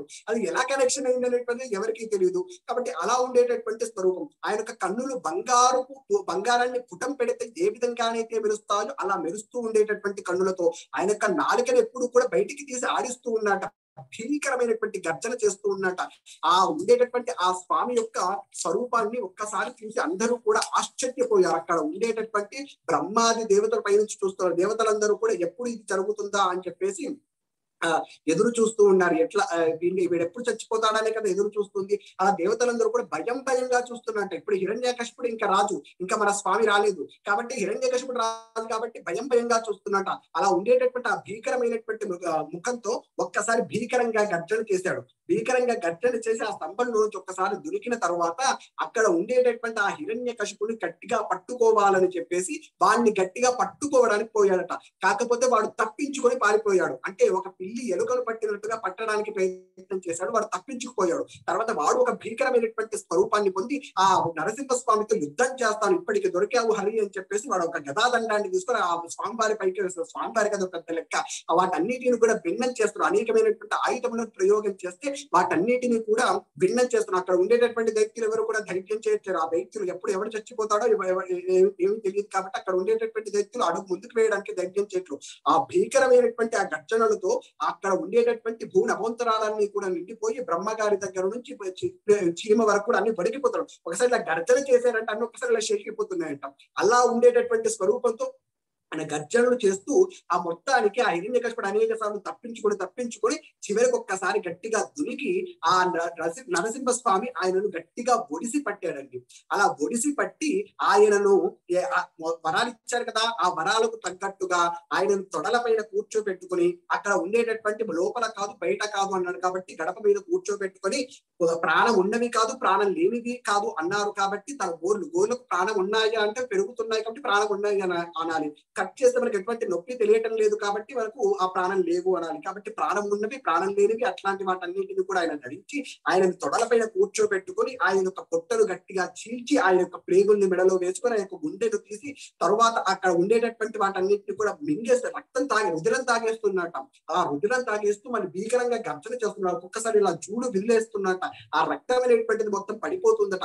వాడు అలా చచ్చిపోవడం చూసి ఆశ్చర్యపడిపోయారట అక్కడ దేవతలందరూ ఆశ్చర్యపడిపోయి పరమానందంతో భేరి మృదంగ మత్తల కాహల గొంతువి తురువి తుంపుడు వేణు నూపుర మడ్డుక డిండి మడమరకు చెంచరి చెంగటి ధవల శంఖ ప్రణవ పహలాది అనేకమైనటువంటి వాద్యాఘోషములన్నిటిని కూడా మోగిస్తూ పరమానందవరతులై ఇప్పటికి మాకందరికి కూడా స్వాతంత్రం వచ్చింది. ఇప్పటి వరకు కూడా వాడు చచ్చిపోయేంత వరకు కూడా భయంగా ఎప్పుడు వీడు చచ్చిపోతాడా అని ఎదురు చూసాం. కానీ ఈ రోజు మాకు స్వాతంత్రం, ఈ రోజు మేము స్వాతంత్ర దినోత్సవంగా జరుపుకుంటాం. మనం ఆగస్టు 15 జరుపుకున్నట్టుగా దేవతలందరూ కూడా ఈ నరసింహస్వామి యొక్క ఆవిర్భావం జరిగినటువంటి రోజును వాళ్ళు స్వాతంత్ర దినోత్సవంగా జరుపుకుంటూ ఉంటారు. ఎందుకంటే వాళ్ళకు స్వేచ్ఛ వచ్చింది ఆ రోజే కాబట్టి. అలా మాకు స్వేచ్ఛను కలిగించినటువంటి ఆ నరసింహస్వామి యొక్క ఉగ్రస్వరూపాన్ని అందరూ కూడా చూసి 2 చేతులు జోడించి నమస్కారం చేశారు. బ్రహ్మగారు అందరూ కిందికి వచ్చారు. దగ్గర నుంచి చూసేసరికి భయపడిపోయారట. బ్రహ్మగారు భయపడిపోయారు. లక్ష్మీదేవి చెప్పారు. లక్ష్మీదేవి ఎందుకంటే లక్ష్మీదేవిని చూస్తే ఆవిడ ప్రసన్న వదనం అవుతాడు కాబట్టి ప్రసన్నుడు అవుతాడు. లక్ష్మీదేవి వెళ్ళమంటే ఇప్పటి వరకు నేను ఇటువంటి స్వరూపాన్ని చూడలేదు. ఇప్పటి వరకు నేను అనేకమైనటువంటి స్వరూపాలు చూశాను, భక్తుల కోసం ఎన్నెన్నో చేశాడు, అవన్నీ చూశాను. కానీ ఇంత భీకర మత్స్య పూర్వ వరాహం ఇట్లాంటివన్నీ చూడడం పెద్ద విషయం కాదు. కాబట్టి ఈ స్వరూపాన్ని ఇప్పటి వరకు చూడలేదు. ఆయన వీరరసానికి ఇక చెలియలి కట్టలా ఉన్నాడు అన్నారు. అంటే వీరరసం అనేటువంటిది ఇక పూర్తిగా ఇంతకు మించి వీరరసాన్ని ప్రకటించడం అనేటువంటి సాధ్యం కాదు. ఇంతకు మించి భీకరమైనటువంటి రసాన్ని ప్రకటించడం అనేటువంటి సాధ్యం కాదు. అంత భీకరమైనటువంటి స్వరూపంతో ఉండి పచ్చగా మెరిసిపోతూ ఉండేటటువంటి ఆ స్వామి దగ్గరికి ప్రహ్లాదుడు అనేటువంటి వాడు మాత్రమే వెళ్ళమని అక్కడికి బ్రహ్మగారు ముందుకు తోశారు. నాయన ప్రహ్లాద, నువ్వు మాత్రమే వెళ్ళగలుగుతావు, వెళ్ళు, నిన్ను చూస్తేనే శాంతిస్తాడు అంటే అప్పుడు ప్రహ్లాదుని చూసి స్వామి, అందుకే ప్రహ్లాద వరద నారసింహమూర్తికి జై అని చెప్తా ఉంట. ప్రహ్లాద వరదుడు ఆయన. ప్రహ్లాదుని చూస్తే ఆయన చాలా ఆనందాన్ని పొంది, శాంతాన్ని పొంది, అప్పుడు ఆయన చక్కగా తీసుకొని తొలల మీద కూర్చుని, నాయన నీకేం వరం కావాలి అంటే, మళ్ళీ నన్ను మోహంలో పడేద్దాం అనుకుంటున్నావా తండ్రి? ఇప్పటికీ నేను ఏ కోరికలు లేకుండా హాయిగా నీ యొక్క నామస్మరణ చాలు నా జీవితానికి నేను అనుకుంటూ ఉంటే, మళ్ళీ ఏ కోరిక కావాలని నన్ను కొత్తగా కోరికలు పుట్టించి నన్ను మళ్ళా సంసారంలో దించాలని నన్ను అనుకుంటున్నావా? నిన్ను చూసి నేను ఎప్పుడు భయపడలేదు, నీ యొక్క ఇంత ఉగ్రమైనటువంటి స్వరూపాన్ని చూసి భయలేదు. కాకపోతే ఆ సంసారాన్ని చూస్తే మాత్రం ఇంతకంటే ఎక్కువగా భయం వస్తుంది తండ్రి. కాబట్టి నువ్వు రక్షణ, నాకు ఆ కోరికలంటూ ఏమీ లేవు, కాకపోతే అడగమన్నావు కాబట్టి ఒక్క మాట అడుగుతాను. నా తండ్రి ఎంతో పాపం చేసి ఉండవచ్చు, కాకపోతే ఆయన కూడా నీ చేతిలో చచ్చిపోయాడు కాబట్టి మోక్షాన్ని పొందేటటువంటి అనుగ్రహాన్ని కల్పించంటే, అది నా చేతిలో చచ్చిపోయాడు కాబట్టి వాడికి అలాగే జరుగుతుందిరా. కాకపోతే నువ్వేమైనా కోరుకో అంటే, నాకేం కోరికలు లేవంటే, ప్రహ్లాదుని నిన్ను రాజుకు చేస్తున్నాను ఈ దైత్యులందరికీ కూడా అని చెప్పి స్వామి అక్కడ నృసింహావిర్భావ ఘట్టాన్ని మనం ఇక్కడతో పూర్ణం చేసుకుంటాం, ఆ ప్రహ్లాదుని యొక్క రాజ్యాభిషేకంతో. ఇంకా తర్వాత చాలా విషయాలు జరుగుతాయి అనుకోండి, ఆ వరద ప్రధానం వాటన్నిటికీ, అవన్నీ కూడా ఇక్కడతో ఆఫ్ చేసేసుకుంది, ఇప్పటికే సమయం అయిపోయింది కాబట్టి. సరే, మొత్తానికి నరసింహస్వామి ఆ విధంగా ఆవిర్భవించాడు. మంగళం చెప్పేసుకున్నాం. ఉమాకాంతాయ కాంతాయ కమితార్థ ప్రదాయనే శ్రీగిరీశాయ దేవాయ మణినాథాయ మంగళం సర్వమంగళ మాంగళ్యే శివే సర్వార్థ సాధకే శరణ్యే త్ర్యంబకే దేవి నారాయణి నమోస్తుతే. గజాననాయ గాంగే సాదాయ సదాప్రే గౌరీ ప్రియధనూజాయ గణేశాయాస్తు మంగళం. సర్వం శ్రీమామేశ్వర దివ్యపాదార విందార్పణం. ఏమైనా ప్రశ్నలు ఉంటే అడగండి. చాలా బాగా చెప్పారు సార్, కంటికి కనబడినట్లు అవుతారు, మాకు ప్రత్యక్షమైనట్లు సార్. సంతోషం సార్, ధన్యవాదాలు. శ్రీమత్తేడు మధ్యాహ్నం ధన్యవాదం సార్. గారు చెప్పండి నాన్న గారు. శ్రీమత్ ఒక చిన్న సంకీర్తన పాడండి. అదే నేనే అడుగుదాం అనుకున్నాను. జయ జయ నృసింహ సర్వేశ, జయ జయ నృసింహ సర్వేశ, భయహర వీర ప్రహ్లాద వరదా, జయ జయ నృసింహ సర్వేశ, భయహర వీర ప్రహ్లాద వరదా, జయ జయ నృసింహ సర్వేశ.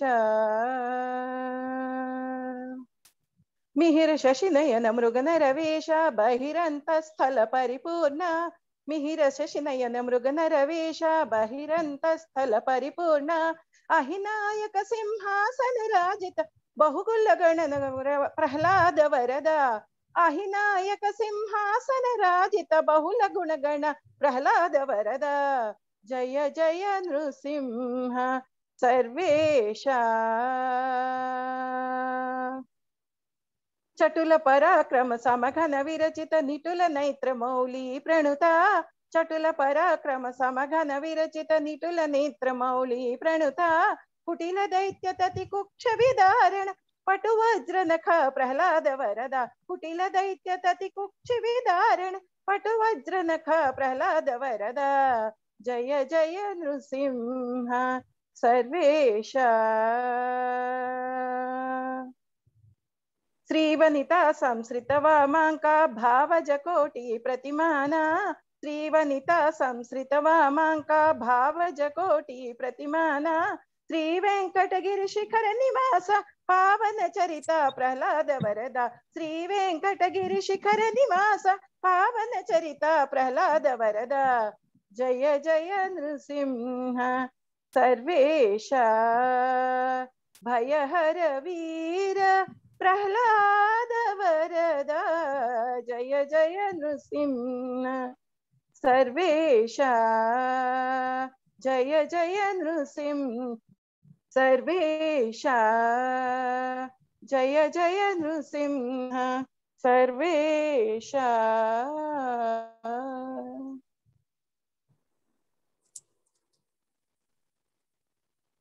చాలా సంతోషం, చాలా బాగుంది.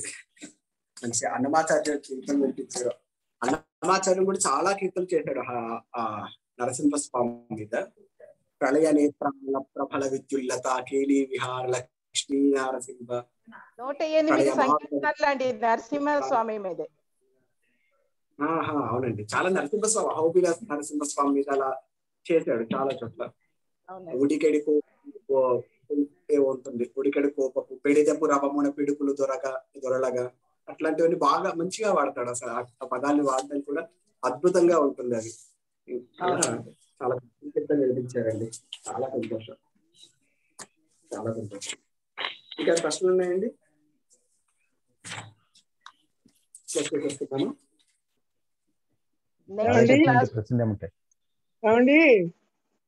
చెప్పండి గురుగారు. దుర్గా సప్తశతి పారాయణ విధి గురించి మీరు చెప్తానన్నారు. పారాయణ విధి గురించి నేను రేపు కానీ స్టార్ట్ చేస్తున్నాం. ఆ క్లాస్ లో మాట్లాడుతున్నాం చండీ సప్తశతి గురించి. రేపు కానీ ఎల్లుండి కానీ స్టార్ట్ చేస్తాం. నైట్ స్టార్ట్ చేస్తుంది 8:30 to 9:30 or 9:30 to 10 అంతగా అలా.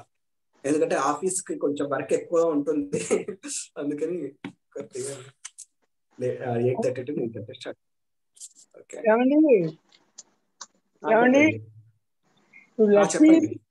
లక్ష్మీ సింహ మమదేహి కరావలంబం అని చెప్పి ఉంటుంది కదా, అది ఏ సందర్భంలో?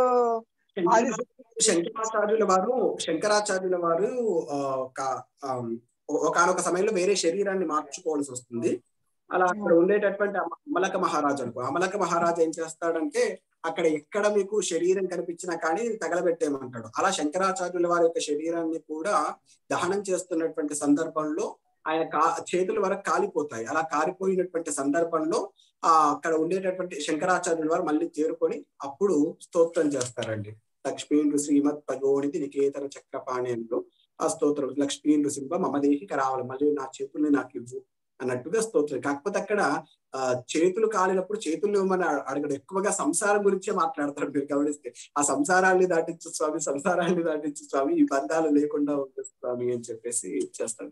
ఇవి చాలా స్తోత్రాలు ఉన్నాయండి. ఇప్పుడు స్తంభంలో నుంచి ఆవిర్భవించేటటువంటిది కూడా మా ఒక అద్భుతమైనటువంటి స్తోత్రం ఉండేది. విజయాచార్యుల వారు అనుకుంటారు రాసింది.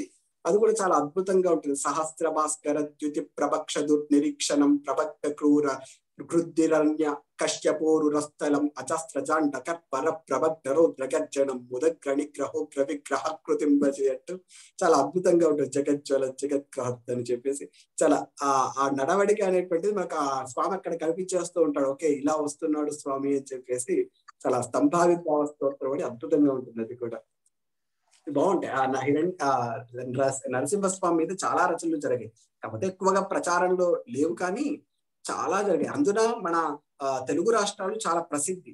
అనేకమైనటువంటి క్షేత్రాలు నరసింహస్వామికి ఉన్నాయి. అంటే అహోబలం దగ్గర నుంచి, సింహాచలం దగ్గర నుంచి, అప్పన్న స్వామి దగ్గర నుంచి, ఇలా అనేకమైన యాదాద్రి దగ్గర నుంచి ఇలా అనేకమైనటువంటి క్షేత్రాలు మన యొక్క దగ్గర నవనారసింహ క్షేత్రమైన ఇలా అనేకమైనటువంటి క్షేత్రాలు మనకు ఉన్నాయండి. హేమాచలం